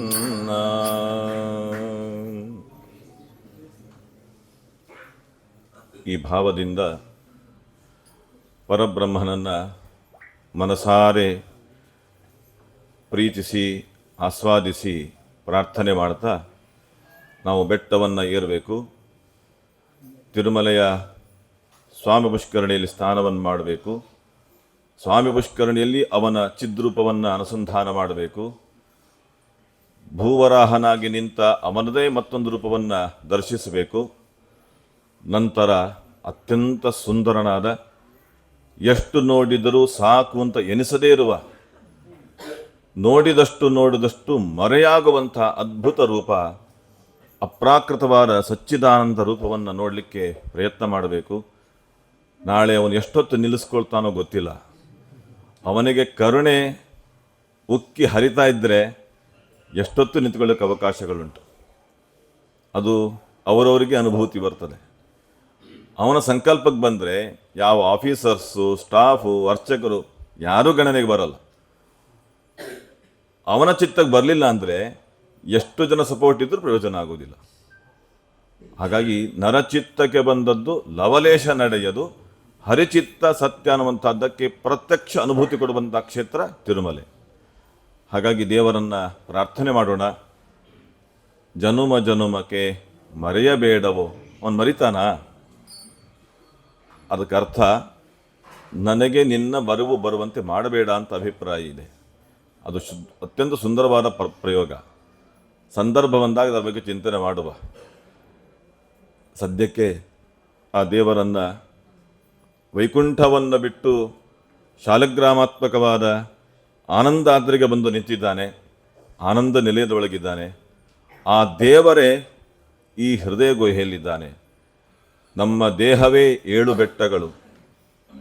7 ಬೆಟ್ಟಗಳ ಒಳಗಿರುವ ಆನಂದ ನಿಲಯದ ಒಳಗಿರುವ ದೇವರು ಯಾರು ಅಂದರೆ, ಈ ದೇಹ ಎನ್ನುವ 7 ಬೆಟ್ಟದ ಒಳಗಿರುವ ಹೃದಯ ಗುಹೆಯ ಒಳಗಿರುವ ಭಗವಂತನೇ ಅಂತರ್ಯಾಮಿ ಶ್ರೀನಿವಾಸ. ಅವನನ್ನು ಚಿಂತನೆ ಮಾಡುವ, ಕಣ್ತುಂಬಿ ನೋಡುವ. ಸಿಗ್ತಾನ ನೋಡಿದರೆ ಫೋಟೋ ಬರುತ್ತೆ. ಕಣ್ಣು ಮುಚ್ಚಿದಾಗ ನಮಗೆ ಬರುವುದು ಯಾವುದು ಶ್ರೀನಿವಾಸ ಅಂದರೆ ಒಂದು ಪೇಂಟಿಂಗ್ ಅಥವಾ ಮಲೆಯಪ್ಪನ ವಿಗ್ರಹ ಚಿಂತನೆ ಬರ್ತಾರೆ ಹೊರತು ಒಳಗಿರುವ ಆ ರೂಪದ ಅನುಸಂಧಾನ ಬರೋದು ತುಂಬ ಕಷ್ಟ. ಯಾಕೆಂದರೆ ಅದು ಪ್ರತಿಷ್ಠಿತ ವಿಗ್ರಹ ಅಲ್ಲ. ಇದ್ರೆ ಗ್ಯಾರಂಟಿ ಅದೇ ಬರ್ತಿತ್ತು. ನೀವು ಕಣ್ಣು ಮುಚ್ಚಿಕೊಳ್ಳಿ, ಇಲ್ಲಿ ರೂಪ ಬರ್ತದೆ ಈಗ. ಯಾಕೆ ಅದು ಶಿಲಾಮಯ ವಿಗ್ರಹ, ಪ್ರಾಕೃತ ವಿಗ್ರಹ, ದರ್ಶನಕ್ಕೆ ಕೊಡ್ತಾನೆ ಆ ಅಧಿಷ್ಠಾನದ ಮೂಲಕ. ಮೇಲಿನ ರೂಪ ಬರಲ್ಲ. ಯಾಕೆ ಗೊತ್ತಾ? ಅದು ಸಚ್ಚಿದಾನಂದ ರೂಪ. ನಮ್ಮ ಕಣ್ಣಿಗೆ ಕಂಡರೂ ಕೂಡ ಗ್ರಹಿಸುವ ಸಾಮರ್ಥ್ಯ ನಮ್ಮ ಕಣ್ಣಿಗೆ ಇಲ್ಲ. ಹಾಗಾಗಿ ಆ ದೇವರನ್ನು ಮತ್ತೆ ಮತ್ತೆ ಕೇಳ್ಕೊಳ್ಳೋಣ. ನಾನೀಗ ಕಣ್ಣು ಮುಚ್ಚುತ್ತೇನೆ. ಕಣ್ಣು ಮುಚ್ಚಿದಾಗ ಎದುರಿಗಿದ್ದವ್ರು ಯಾರು ಕಾಣೋದಿಲ್ಲ ಮಾರಾಯ, ಜಗತ್ತು ಕಾಣ್ತಾ ಇರ್ತದೆ ಅಲ್ವಾ? ಈಗ ನೀವು ಕಾಣ್ತಾ ಇದ್ದೀರಿ, ಸಮಸ್ಯೆ ಇಲ್ಲ. ಕಣ್ಣು ಮುಚ್ಚಿದ್ರೆ ನೀವು ಕಾಣಲ್ಲ, ಇಡೀ ಪ್ರಪಂಚ ಕಾಣ್ತಾ ಇರ್ತದೆ. ನಮ್ಮ ಸಮಸ್ಯೆ ಹಾಗೆ. ಅದಕ್ಕೆ ಅಂಥ ಕಣ್ಣಿಗೆ ಹೊರಗಿನ ಪ್ರಪಂಚದ ದರ್ಶನ ಆಗೋದು ಬೇಡ, ಎದುರಿಗಿದ್ದವರು ಕಾಣೋದು ಬೇಡ, ಕೇವಲ ನಿನ್ನ ರೂಪ ಕಾಣಬೇಕು ಅಂತ ಮನಸಾರೆ ಪ್ರಾರ್ಥನೆ ಮಾಡಿ ಶ್ರೀ ವೆಂಕಟೇಶನ ಜಪವನ್ನು ಮಾಡುವ. ಜಪ ಮಾಡುವಾಗ ಪರಿಶುದ್ಧ ಭಾವದಲ್ಲಿ ಯಾವುದೇ ಆತಂಕ. ಒಳ್ಳೆಯದಾಯಿತು, ಯಾಕೆಂದ್ರೆ ಯಾರು ನೋಡಲಿಕ್ಕೆ ಅವಕಾಶ ಇಲ್ಲ. ಹಾಗೆ ಅಂತೇಳಿ ಕಣ್ಣು ಮುಚ್ಚಿದ್ರೆ ಕೂಡಬೇಡಿ. ಕರೆಂಟ್ ಇಲ್ಲ ಅಂತ ಅಂದ್ಕೊಂಡು ಕಣ್ಣು ಮುಚ್ಚಬೇಕು. ಯಾಕೆಂದರೆ ಹೊರಗಿನ ಪ್ರಪಂಚದ ಕಡೆ ನಮ್ಮ ಮನಸ್ಸು ಹೋಗಕೂಡದು ಅಂತ ಅಭಿಪ್ರಾಯ ಕಣ್ಣು ಮುಚ್ಚುವುದಂದರೆ. ಹಾಗಾಗಿ ದೇವರನ್ನು ಪ್ರಾರ್ಥನೆ ಮಾಡುವ. ನಾವು ಅಂಧಕಾರದಲ್ಲಿದ್ದೇವೆ ಸ್ವಾಮಿ, ನಿನ್ನ ತಿಳುವಳಿಕೆ, ದೇಶದ ತಿಳುವಳಿಕೆ, ಧರ್ಮದ ತಿಳುವಳಿಕೆ, ಸಂಸ್ಕೃತಿ ತಿಳುವಳಿಕೆ ಯಾವುದೂ ಇಲ್ಲ. ಕನಿಷ್ಠ ಪಕ್ಷ ನನ್ನ ಬಗ್ಗೆ ನನಗೆ ಗೊತ್ತಿಲ್ಲ, ಸಾಮಾನ್ಯ ಪ್ರಜ್ಞೆ ಇಲ್ಲ. ನನ್ನನ್ನು ಉದ್ಧರಿಸುವಂತ ಪ್ರಾರ್ಥನೆ ಮಾಡ್ತಾ 24 ಬಾರಿ ಶ್ರೀ ವೆಂಕಟೇಶನ ಜಪ ಮಾಡುವಾಗ ನೇರವಾಗಿ ಕುಳಿತು, ಬೆನ್ನು ಬಗ್ಗಿಸದೆ ನೇರವಾಗಿ ಕುಳಿತು, ಎರಡೂ ಕೈ ಚಿನ್ಮುದ್ರೆ ಮಾಡಿ, ಚಿನ್ಮುದ್ರೆ ಇದು ಮೇಲ್ಮುಖವಾಗಿ ತೊಡೆ ಮೇಲೆ ಇಟ್ಟುಕೊಂಡು ಕಣ್ಣು ಮುಚ್ಚಿ ನಿಧಾನವಾಗಿ ಉಸಿರಾಡ್ತಾ, ಉಸಿರಿನ ಮೇಲೆ ನಮ್ಮ ದೃಷ್ಟಿಯನ್ನು ಇಟ್ಟುಕೊಂಡು, ಉಸಿರು ಆಗ್ತಾ ಇದೆ ಅಂದರೆ ಅದು ಪ್ರಾಣದೇವರ ಶಕ್ತಿಯಿಂದ, ಅವರ ಅಂತರ್ಗತನಾದ ದೇವರ ಚಿಂತನೆ ಮಾಡೋದು ಈ ಜಪದ ಉದ್ದೇಶ.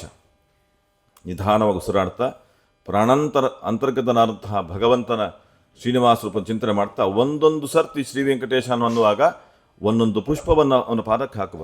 ನಮ್ಮನ್ನು ಯಾರೂ ತೊಂದರೆ ಪಡಿಸಲ್ಲ, ಅಡ್ಡಿಪಡಿಸಲ್ಲ. ನಾವೇ ಹೊರಗೆ ಹೋಗಬೇಕಷ್ಟೇ ಹೊರತು ಅವನೆಂದೂ ಅಡ್ಡಪಡಿಸಲ್ಲ. ಹಾಗಾಗಿ ದೇವರನ್ನು, ಪ್ರಾಣಾಂತರ್ಗತನಾದ ಭಗವಂತನ ಚಿಂತನೆ ಮಾಡ್ತಾ ಒಂದೊಂದು ಸರ್ತಿ ಶ್ರೀ ವೆಂಕಟೇಶನ ಅನ್ನುವಾಗ ಕಮಲ ಪುಷ್ಪವೋ, ಜಾಜಿ ಪುಷ್ಪವೋ, ಸೇವಂತಿಗೆ, ಯಾವುದೋ ಪುಷ್ಪ, ಭಾವನಾತ್ಮಕ ಪುಷ್ಪ ಸಮರ್ಪಣೆ ಮಾಡಿ. ಅದಕ್ಕಿಂತ ಹೆಚ್ಚು ಅಹಿಂಸಾ ಪ್ರಥಮಂ ಪುಷ್ಪಂ ಇಂದ್ರ ನಿಗ್ರಹ ಅಂತೆಲ್ಲ ಹೇಳ್ತಾರೆ. ಅದೆಲ್ಲ ಕಷ್ಟ, ನಮ್ಮ ಕಡೆಯಿಂದ ಆಗುವುದಿಲ್ಲ. ಕನಿಷ್ಠ ಪಕ್ಷ ಭಾವನಾತ್ಮಕವಾಗಿ ಕೆಲವು ಪುಷ್ಪವನ್ನು ಅವನು ಪಾದಕ್ಕಿಡುವ, ಆ ಅನುಸಂಧಾನವನ್ನು ಮಾಡಲಿಕ್ಕೆ ಪ್ರಯತ್ನ ಮಾಡುವ. ಬೇರೆ ಕಡೆ ಮನಸ್ಸನ್ನು ಕೊಡಲಿಕ್ಕೆ ಪ್ರಯತ್ನ ಮಾಡುವುದಾ? ಬೇರೆ ಕಡೆ ಮನಸ್ಸಿರಲಿಕ್ಕೆ ಮಾಡಬಾರದು. ಅಲ್ಲಿ ಬಿಟ್ಟು ಇಲ್ಲಿ ಮಾಡಲಿಕ್ಕೆ ಪ್ರಯತ್ನ ಮಾಡುವ. ನಾನು ಹರೇ ಶ್ರೀನಿವಾಸ ಅಂತ ಹೇಳ್ತೇನೆ. ಜಪವನ್ನು ಪ್ರಾರಂಭ ಮಾಡುವಾಗ ಎಲ್ಲರೂ ನೇರವಾಗಿ ಕುಳಿತುಕೊಂಡು, ಪಾದಯಾತ್ರಿಗಳು ಮಾತ್ರ ಅಲ್ಲ, ಯಾರ್ಯಾರು ಭಾರತೀಯರು ಎಲ್ಲರೂ ಕೂಡ ಮಾಡಬೇಕು ಅಂತ ವಿಜ್ಞಾಪನೆ. ನೇರವಾಗಿ ಕುಳಿತು ಕಣ್ಣು ಮುಚ್ಚಿ ಜಪವನ್ನು ಪ್ರಾರಂಭ ಮಾಡಬೇಕು ಅಂತ ವಿಜ್ಞಾಪನೆ. ಮೊದಲು ಮಾನಸಿಕವಾಗಿ 24 ಬಾರಿ, ನಂತರ 12 ಬಾರಿ ಗಟ್ಟಿಯಾಗಿ. ಹರೇ ಶ್ರೀನಿವಾಸ. ಶ್ರೀ ವೆಂಕಟೇಶಾಯ ನಮಃ. ಶ್ರೀ ವೆಂಕಟೇಶಾಯ ನಮಃ.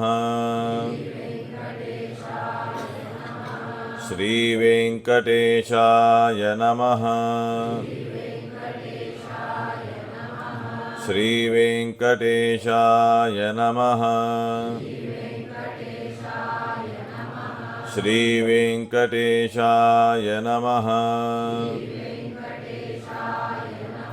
ಶ್ರೀ ವೆಂಕಟೇಶಾಯ ನಮಃ. ಶ್ರೀ ವೆಂಕಟೇಶಾಯ ನಮಃ. ಶ್ರೀ ವೆಂಕಟೇಶಾಯ ನಮಃ. ಶ್ರೀ ವೆಂಕಟೇಶಾಯ ನಮಃ. ಶ್ರೀ ವೆಂಕಟೇಶಾಯ ನಮಃ. ಶ್ರೀ ವೆಂಕಟೇಶಾಯ ನಮಃ. ಶ್ರೀ ವೆಂಕಟೇಶಾಯ ನಮಃ.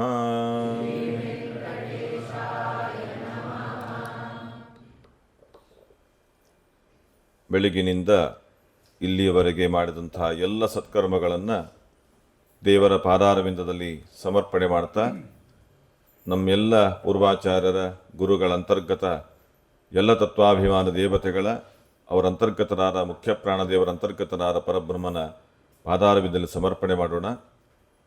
ಇವತ್ತು ನಮ್ಮೊಂದಿಗೆ ಒಬ್ಬ ವಿದ್ವಾಂಸರು ಜೊತೆಗಿದ್ದಾರೆ. ಪೇಜಾವರ ಶ್ರೀಪಾದರ ಅಚ್ಚುಮೆಚ್ಚಿನ ಶಿಷ್ಯರಾಗಿ ಪಾಠ ಪ್ರವಚನಗಳನ್ನು ಮಾಡಿಕೊಂಡು, ವಿಶೇಷವಾಗಿ ಶ್ರೀ ಯಾದವಾರ್ಯರು ಒಲಿಸಿಕೊಂಡಂಥ ಅಶ್ವತ್ಥ ನರಸಿಂಹದೇವರು ಕೇಳಿದಿರಲ್ವ? ಧಾರವಾಡ ಬೆಳಗಾವಿ ಮಧ್ಯದಲ್ಲಿರುವಂಥದ್ದು, ಮಲಪ್ರಭಾ ತೀರದಲ್ಲಿರುವಂಥದ್ದು ನರಸಿಂಹದೇವರನ್ನು ಒಲಿಸಿಕೊಂಡ ಕ್ಷೇತ್ರ.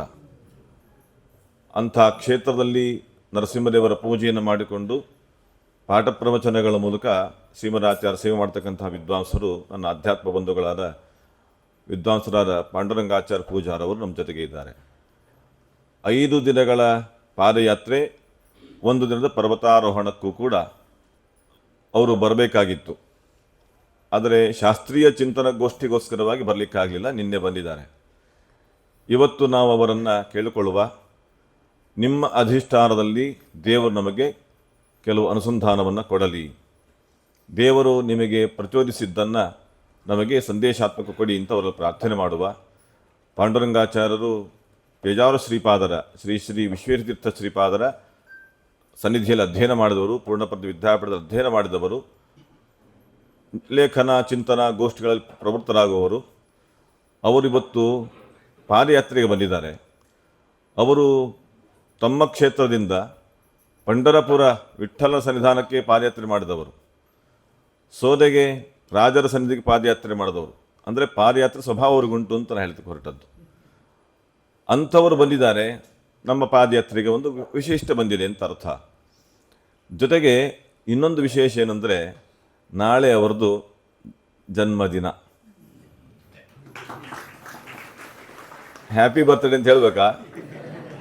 ಹೇಳಬಾರ್ದು, ಮತ್ತ್ಯಾಕೆ ನೆನೆಸ್ಬೇಕಾಗಿತ್ತು ಅಂತ. ನೆನೆಸ್ಬಾರ್ದು ಅಂತ ಹೇಳೋಕ್ಕೋಸ್ಕರ ಹೇಳ್ತಾ ಇರೋದಷ್ಟೇ. ಅವರು ಜನ್ಮ ಪಡೆದಂಥ ದಿವಸ ನಾಳೆ. ಜೊತೆಗೆ ನರಹರಿತೀರ್ಥ ಗುರು ಸಾರ್ವಭೌಮರ ಆರಾಧನೆ, ಗೋಪಾಲದಾಸರ ಪೂರ್ವಾರಾಧನೆ ಇದೆ. ಇಂಥ ಪರ್ವಕಾಲ ನಾವು ಬೆಟ್ಟ ಇರ್ತೇವೆ. ಪಾಂಡುರಂಗಾಚಾರ್ಯ ಹುಟ್ಟಿದ ದಿನಾದ್ದರಿಂದ ಒಬ್ಬ ವಿದ್ವಾಂಸರು ಹೊರಹೊಮ್ಮಿದ ದಿನ ನಾಳೆ. ಹಾಗಾಗಿ ತಮಾಷೆ ಇಲ್ಲ. ಒಬ್ಬೊಬ್ಬ ವ್ಯಕ್ತಿಯ ಜನ್ಮವು ಅತ್ಯಂತ ಯೋಗ್ಯವಾದದ್ದೇ, ಮುಂದೆ ಸರಿಯಾಗಿದ್ದರೆ ಅಲ್ವಾ. ಈಗ ನಿಮ್ಮಿಂದ ನರಸಿಂಹದೇವರ ಉಪಾಸನೆ ಆಗ್ತಾ ಇದೆ, ಪಾಠ ಪ್ರವಚನ ಆಗ್ತಿದೆ ಅಂದರೆ ಸಾರ್ಥಕ ಜನ್ಮವೇ. ಹಾಗಾಗಿ ಅಂತಹ ಪಾಂಡುರಂಗಾಚಾರ್ಯರು ವಯಸ್ಸು ಚಿಕ್ಕದೆ, ಮೂರ್ತಿ ಚಿಕ್ಕದೆ, ವ್ಯಕ್ತಿತ್ವ ದೊಡ್ಡದಿದೆ. ಹಾಗಾಗಿ ನಾವು ಅವರಿಗೋಸ್ಕರವಾಗಿ ಮೊನ್ನೆ ಮಾಡಿದ್ವಲ್ಲ ಎಲ್ಲಿ, ಕಾಣಿಪಾಕದಲ್ಲಿ. ಹಾಗಾಗಿ ಅದೇ ಥರ ಇವತ್ತು ಜನ್ಮದಿನ ಶುಭಾಶಯಗಳು ಹೇಳಬೇಕಲ್ಲ. ಹೇಗೆ ಹೇಳೋದು? ಅಡ್ವಾನ್ಸ್ ಆಗಿ ಹೇಳುವ.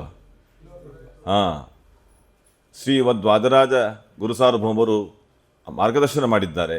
ದೇವರ ಪ್ರಾರ್ಥನೆ ಮಾಡುವ ಕ್ರಮವನ್ನು ವಿಜಯದಾಸರು ತೋರಿಸಿಕೊಟ್ಟಿದ್ದಾರೆ. ಆ ಕ್ರಮದಲ್ಲಿ ಮಾಡುವ.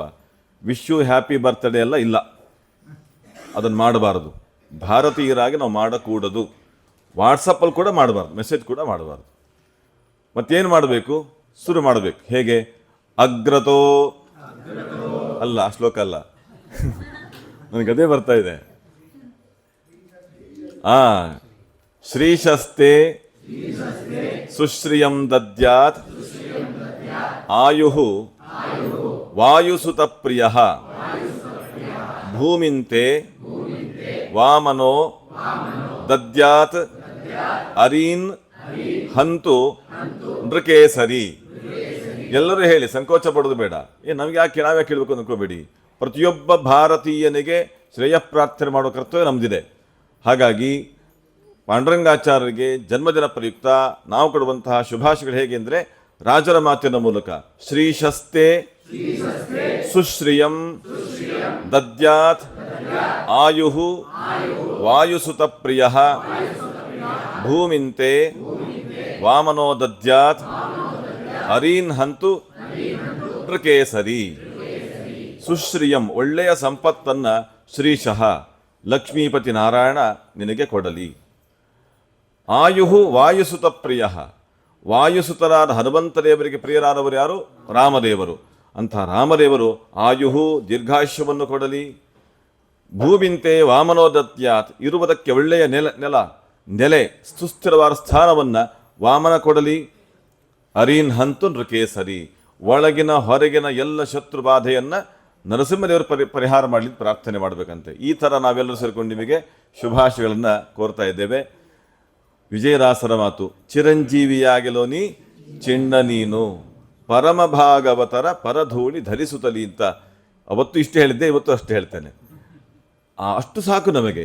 ಭಾಗವತರ ಪರಧೂಳಿ ಧರಿಸಿಕೊಂಡು ಬದುಕುವಂಥ ಸ್ಥಾನ, ಜೀವನ, ಆಯುರ್ಮಾನ ನಮಗೆ ಬೇಕು.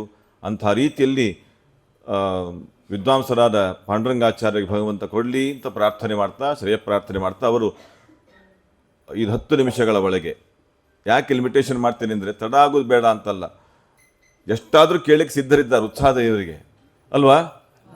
ಹೌದು. ಆಮೇಲೆ ಹೇಳ್ತಾರೆ ತಡ ಆಯಿತು ಅಂತ. ನಿಮಗೂ ಶ್ರಮ ಆಗಿದೆ, ನಾಳೆ ಬೆಳಿಗ್ಗೆ ಬೇಗ ಹೇಳಬೇಕಿದೆ.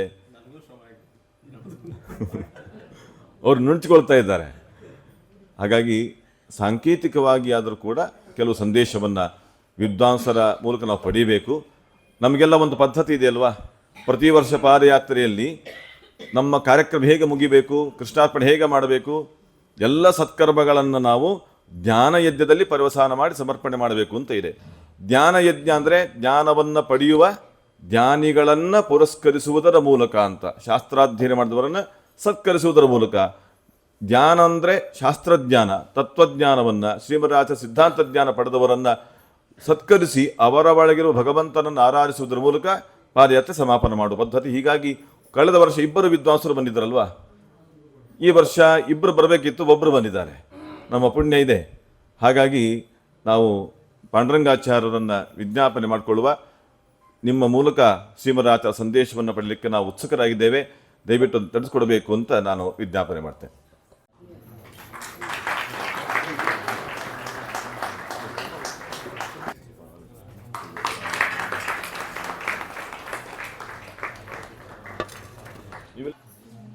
ನಾಳೆ ದಿನ ಬೆಳಿಗ್ಗೆ 5 ಗಂಟೆಗೆ ನಾವು ಸಿದ್ಧರಾಗಿ ಪಾದಯಾತ್ರೆಯನ್ನು ಮುಂದುವರಿಸಬೇಕು. ಶ್ರೀನಿವಾಸ ದೇವರ ದರ್ಶನಕ್ಕೆ ಹೋಗಿ ಮತ್ತೆ ಪಾದಯಾತ್ರೆ ಅಂದರೆ ತಡ ಆಗಬಹುದು. ಬೆಟ್ಟದ ಮೇಲಿನ ಪರಬ್ರಹ್ಮನ ದರ್ಶನಕ್ಕಾಗಿ ನಾವು ನಡಿಬೇಕಾದದ್ದರಿಂದ ಇವತ್ತು ದರ್ಶನ ಆಗಿರ್ತಕ್ಕಂಥವರು ಸ್ನಾನ ಮಾಡಿ ಅನೇಕ ಮುಗಿಸಿಕೊಂಡು ನಮ್ಮ ಲಗೇಜ್ಗಳನ್ನು ಸಿದ್ಧಪಡಿಸಿ, ಆ ಲಗೇಜ್ಗಳೆಲ್ಲ RS ಗಾರ್ಡನ್ ರಾಘವೇಂದ್ರ ಮಠಕ್ಕೆ ಹೋಗ್ತವೆ.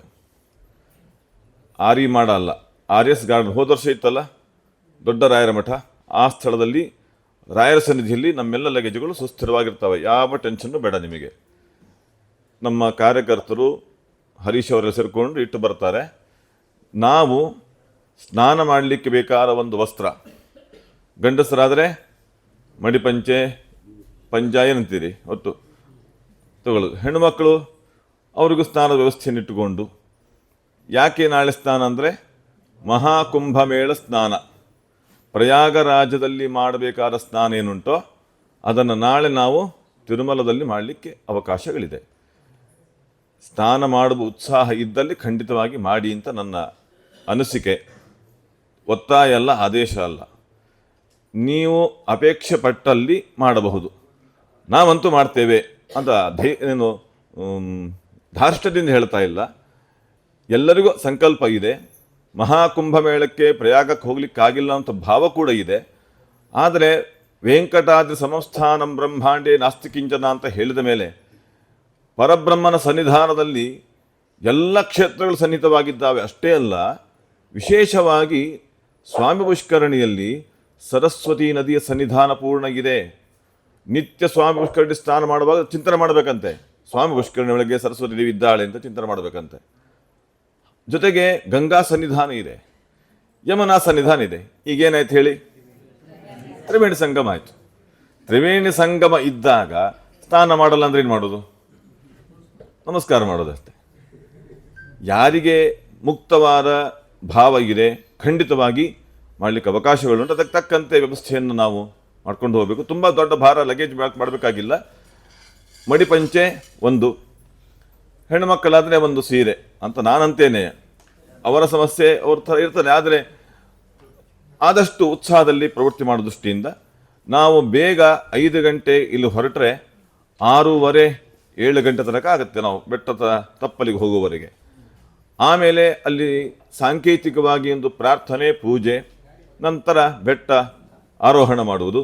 ಬೆಟ್ಟಕ್ಕೆ ಹೋಗುವಾಗ ದೇವರ ನಾಮ ಸಂಕೀರ್ತನೆ ಮಾಡ್ತಾ ಭಗವನ್ನಾಮ ಚಿಂತನೆ ಮಾಡ್ತಾ ಹೋಗುವಂತಹದ್ದು.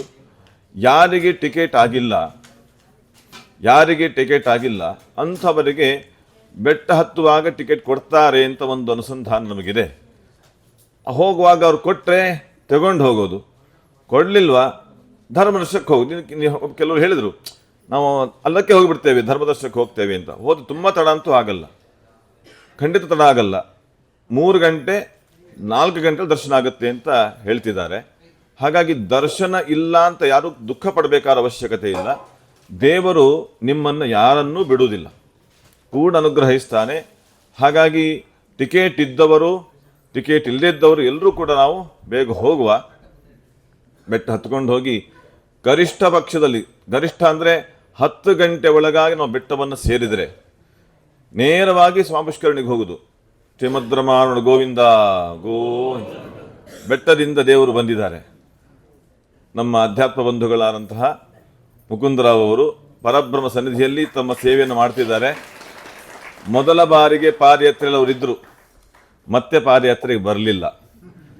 ಬರುವಾಗ ಹೀಗೆ ಬಂದರು ಅಂದರೆ ದೇವರ ಅನುಗ್ರಹ ಮಾಡಿದ ಕ್ರಮ ಹಾಗೆ. ಹಾಗಾಗಿ ಇವತ್ತು ದೇವರನ್ನು ಕರ್ಕೊಂಡು ಬಂದಿದ್ದಾರೆ. ಭಗವಂತನ ಪ್ರಸಾದದಲ್ಲಿ ಭಗವಂತ ಸನ್ನಿಧಾನ ಮತ್ತು ಲಕ್ಷ್ಮೀ ಸನ್ನಿಧಾನ ಪೂರ್ಣ ಇರ್ತದೆ. ಹಾಗಾಗಿ ನಿಮ್ಮೆಲ್ಲರ ಪಾದಯಾತ್ರೆಗೆ ದೇವರು ಸಿಗ್ನೇಚರ್ ಮಾಡಿದ್ದಾನೆ, ನಾನು ಒಪ್ಪಿಕೊಂಡಿದ್ದೇನೆ, ಸೂಚನೆ ಮಾಡ್ತಾ ಇದ್ದಾನೆ. ಅದು ಒಳ್ಳೆಯ ಸೂಚನೆ ಅದು. ಹಾಗಾಗಿ ದೇವರ ಪ್ರಾರ್ಥನೆ ಮಾಡ್ತಾ ಬೆಟ್ಟವನ್ನೇರಬೇಕು. 10 ಗಂಟೆ ಒಳಗಾಗಿ ನಾವು ಉದ್ದೇಶ ಇಟ್ಟುಕೊಂಡು ಬೆಟ್ಟವನ್ನೇರಿ ನೇರವಾಗಿ ಸ್ವಾಮಿ ಪುಷ್ಕರಣಿಗೆ ಹೋಗುವುದು. ಪ್ರತಿ ವರ್ಷ ಹಾಗೆ ಮಾಡ್ತಾ ಇದ್ವಲ್ಲ, ಸಂಕಲ್ಪ ಮಾಡ್ತಾ ಇದ್ವಿ ಅಲ್ವಾ, ಕೃಷ್ಣಾರ್ಪಣೆ ಬಿಡ್ತಾ ಇದ್ವಿ. ಈ ವರ್ಷ ಮಹಾಸಂಕಲ್ಪ ಮಾಡಿಕೊಂಡು, ಏನು ಮಹಾಸಂಕಲ್ಪ? ಭಾರೀ ದೊಡ್ಡ ಸಂಕಲ್ಪ ಅಲ್ಲ, ಟೈಮ್ ಇರಲ್ಲ ನಮಗೆ, ಸುಸ್ತಾಗಿರ್ತೇವೆ. ಶಾರ್ಟ್ ಆ್ಯಂಡ್ ಸ್ವೀಟ್ ಅಂತ ಒಂದು ಶಬ್ದ ಪ್ರಯೋಗ ಮಾಡಿಕೊಂಡು ಸಂಕ್ಷಿಪ್ತ ಸ್ನಾನ ಸಂಕಲ್ಪನೆ ಮಾಡಿಕೊಂಡು ಮಹಾಕುಂಭ ಮೇಳದಲ್ಲಿ ಪ್ರಯಾಗರಾಜದಲ್ಲಿ ಮಾಡುವ ಸ್ನಾನವನ್ನೇ ನಾವೆಲ್ಲಿ ಮಾಡ್ತೇವೆ?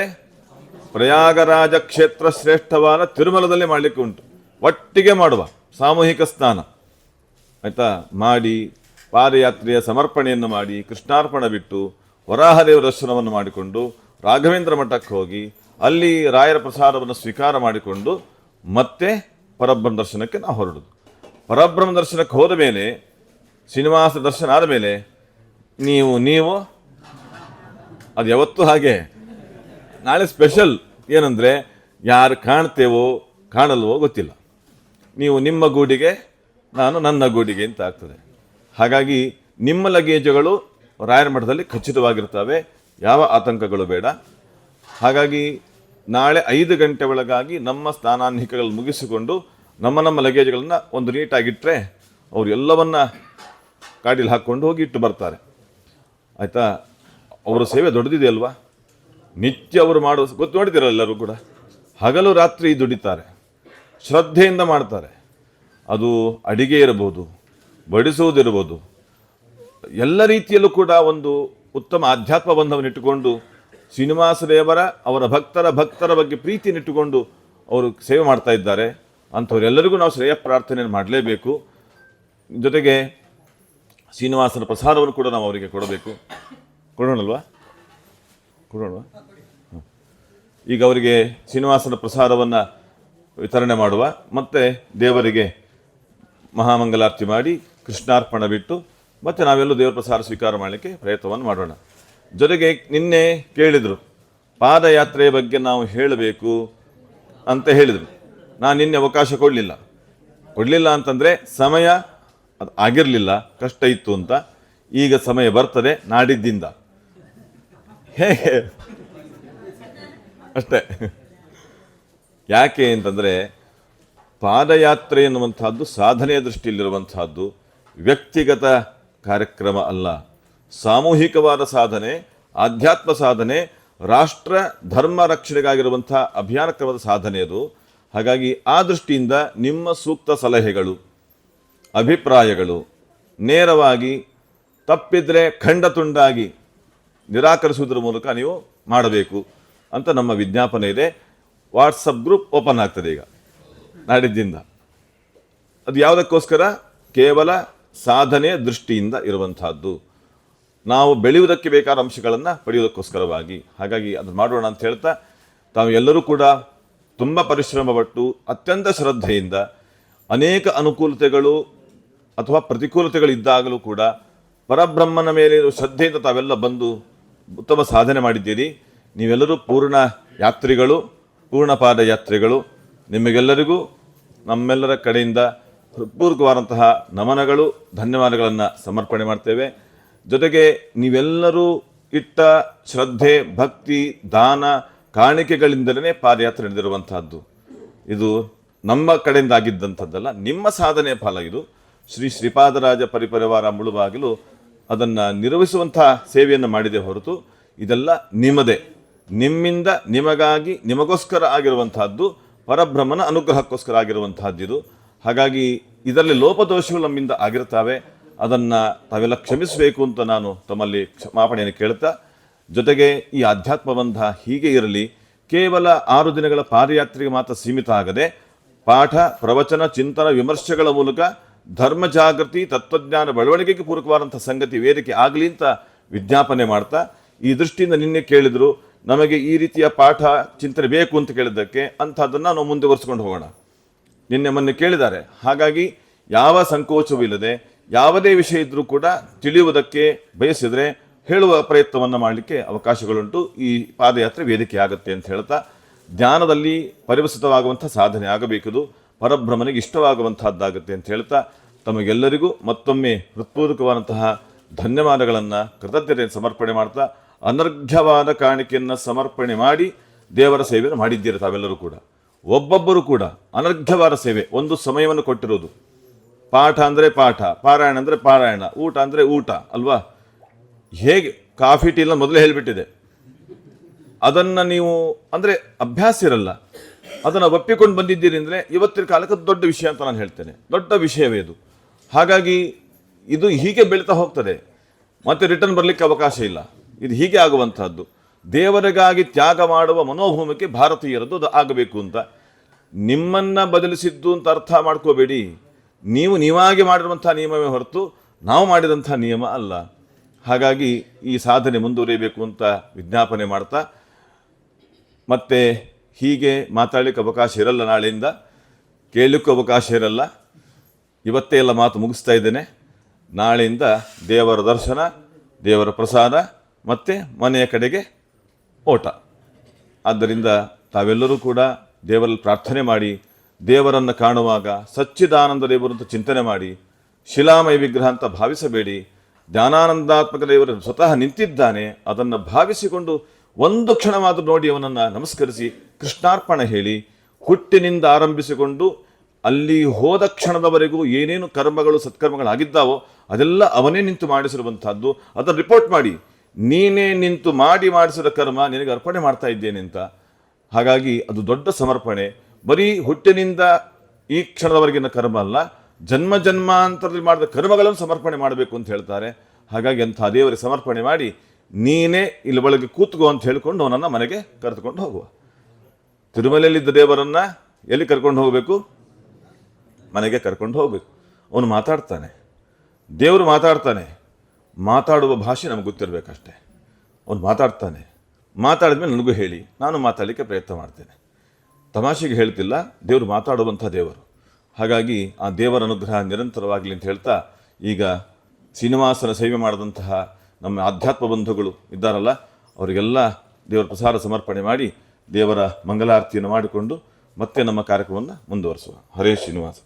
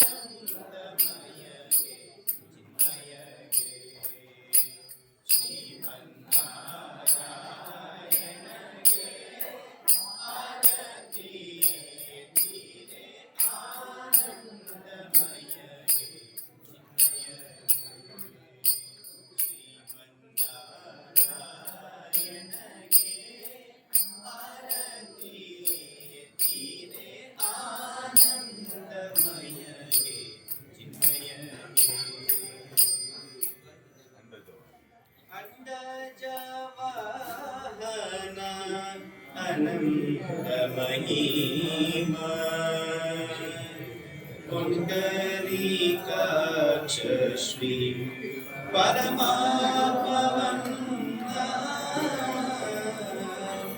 इंदु दैवद गंड उदंडरे पांडुरंग श्री पुरंदर विठल जो जो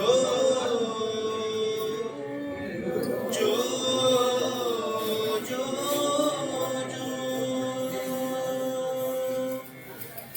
जो जो श्री कृष्ण परमानंद जो जो गोपिय गंग मुकुंद जो जो जो जो जो जो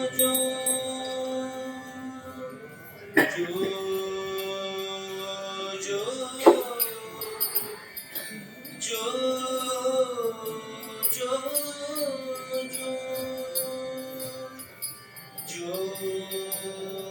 जो जो जो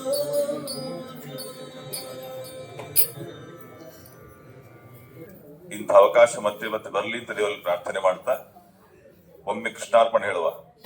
ಶ್ರೀಪಾದರಾಜ ಸನ್ನಿಧಿಯಿಂದ ಶ್ರೀನಿವಾಸ ಮಂಗಾಪುರ ಸನ್ನಿಧಿಯವರೆಗೆ ಬಂದಂತಹ ಪಾದಯಾತ್ರೆ ಕೃಷ್ಣಾರ್ಪಣೆ ಹೇಳಿ ನಾಳೆ ಸಂಕಲ್ಪಕ್ಕೆ ಸಿದ್ಧರಾಗಬೇಕು. ನಾವು ಕಾಯೇನ ವಾಚ ಮನಸೇಂದ್ರಿಯಿರುವ ಅಧ್ಯಾತ್ಮನಾವ ಅನುಸೃತ ಸ್ವಭಾವಂ ಕರೋಮಿ ಯದ್ಯತ್ ಸಕಲಂ ಪರಸ್ಮೈ ನಾರಾಯಣಾಯೇತಿ ಸಮರ್ಪಯಾಮಿ. ಯಸ್ಯ ಸ್ಮೃತ್ಯಾ ಚ ಮಾಮೋಕ್ತ್ಯ ತಪೋ ಯಾತ್ರಾ ಕ್ರಿಯಾದಿಷು ನ್ಯೂನಂ ಸಂಪೂರ್ಣತಾಂ ಯಾತಿ ಸದ್ಯೋ ವಂದೇ ತಮಚ್ಯುತಂ ಮಂತ್ರಹೀನಂ ಕ್ರಿಯಾಹೀನಂ ಭಕ್ತಿಹೀನಂ ರಮಾಪತೆ ಯತ್ಕೃತಂತು ಮಯಾ ದೇವ ಪರಿಪೂರ್ಣಂ ತದಸ್ತು ಮೇ.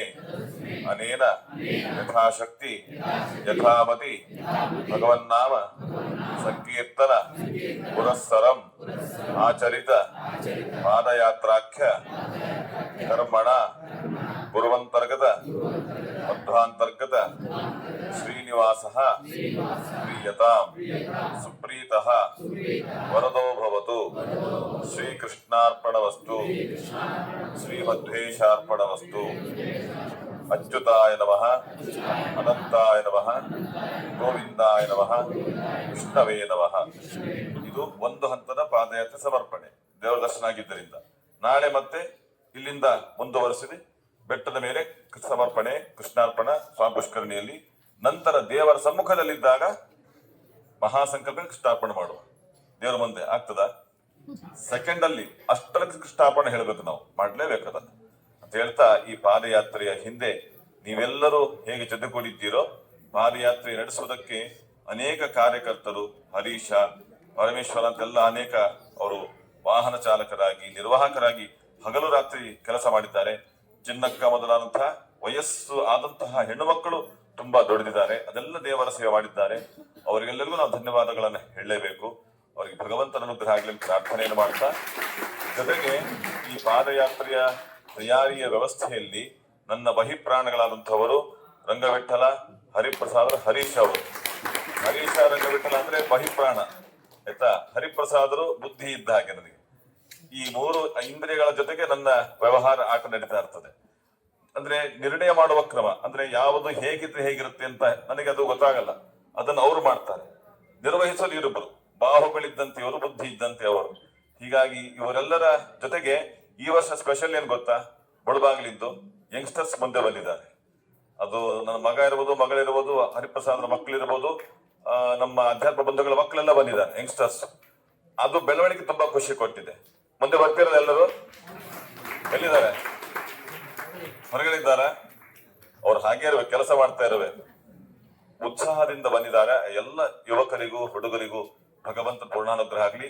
ನನ್ನ ಬಹಿಪ್ರಾಣಿಗಳಾದಂತಹ ಈ 3 ಅಧ್ಯಾತ್ಮ ಬಂಧುಗಳಿಗೂ ಭಗವಂತನ ಪೂರ್ಣಾನುಗ್ರಹ ಆಗಲಿ. ಶ್ರೇಯ ಪ್ರಾರ್ಥನೆ ಅದೊಂದೇ. ಶ್ರೀ ಶಸ್ತೆ ಸುಶ್ರಿಯಂ ದದ್ಯಾತ್ ಆಯುಹು ವಾಯುಸುತ ಪ್ರಿಯ ಭೂಮಿಂತೆ ವಾಮನೋ ದದ್ಯಾತ್ ಅರೀನ್ ಹಂತು ನೃಕೇಸರಿ. ಅವರಿಗೆ ನಾನು ಇನ್ನೇನು ಕೊಡ್ಲಿಕ್ಕೆ ಸಾಧ್ಯ ಇಲ್ಲ, ಇದನ್ನು ಮಾತ್ರ ಪ್ರಾರ್ಥನೆ ಮಾಡ್ಲಿಕ್ಕೆ ಅವಕಾಶಗಳುಂಟು. ಇದೆಲ್ಲ ಸಾಧನೆ ಹಿಂದೆ ಅವರ ಪುಣ್ಯ ಭಾಗ್ಯಗಳಾಗಿದ್ದಾರೆ ಅಂತ ಇಷ್ಟು ಸ್ಪಷ್ಟ ನಾನು ಹೇಳ್ತೇನೆ. ದೇವರು ಪೂರ್ಣ ಅನುಗ್ರಹ ಮಾಡಲಿ ಅಂತ ಹೇಳ್ತಾ, ಇನ್ನು ನಾನು 1 ಗಂಟೆ ಉಪನ್ಯಾಸ ಮಾಡ್ಲಿಕ್ಕೆ ಇದ್ದೇನೆ, ತಿಳ್ಕೊಳ್ಬೇಡಿ, ಉಪನ್ಯಾಸ ಮಾಡಲ್ಲ. ಇನ್ನೇನಿದ್ರು ತೀರ್ಥ ಪ್ರಸಾದ ಎಲ್ಲರೂ ಸ್ವೀಕಾರ ಮಾಡಿ. ಭಗವಂತನ ಪರಬ್ರಹ್ಮನ ಮಹಾಪ್ರಸಾದ ಬಂದಿದೆ. ಕರುಣೆ ಮಾಡಿ ಕಳಿಸಿದ್ದಾನೆ ದೇವರು ಮುಕುಂದರಾವ್ ಅವರ ಮೂಲಕ. ಸಾಮಾನ್ಯವಾಗಿ ಅದು ಸಿಗಲ್ಲ ಅಷ್ಟು ಬೇಗ. ಬಂದಿದೆ ಅಂದ್ರೆ ಅವನ ದಯೆ ಉಂಟು ಅಂತ ಅರ್ಥ. ನಿಮ್ಮ ಪಾದಯಾತ್ರೆ ಸಫಲ ಆಗಿದೆ ಅಂತ ಅರ್ಥ. ನೀವೆಲ್ಲರೂ ಆ ಪ್ರಸಾದ ಸ್ವೀಕಾರ ಮಾಡ್ಲಿಕ್ಕೆ ಅವಕಾಶಗಳುಂಟು. ಈಗ ಅಲ್ಲಿ ವೈಶ್ವಾನರಕ್ಕೆ ಸಿದ್ಧತೆ ನಡೀತದೆ. ನಿಮ್ಮ ಹತ್ರಾಕ್ಷಿ ತಗೊಂಡು ಪ್ರಸಾದಕ್ಕೆ ನೀವು ಸಿದ್ಧರಾಗಬೇಕು ಅಂತ ವಿಜ್ಞಾಪನೆ. ಈ ವಿಡಿಯೋ ನಿಮಗೆ ಇಷ್ಟ ಆದರೆ ಲೈಕ್ ಮಾಡಿ, ಶೇರ್ ಮಾಡಿ, ನಮ್ಮ ಚಾನಲ್ ಅನ್ನು ಸಬ್ಸ್ಕ್ರೈಬ್ ಮಾಡಿ.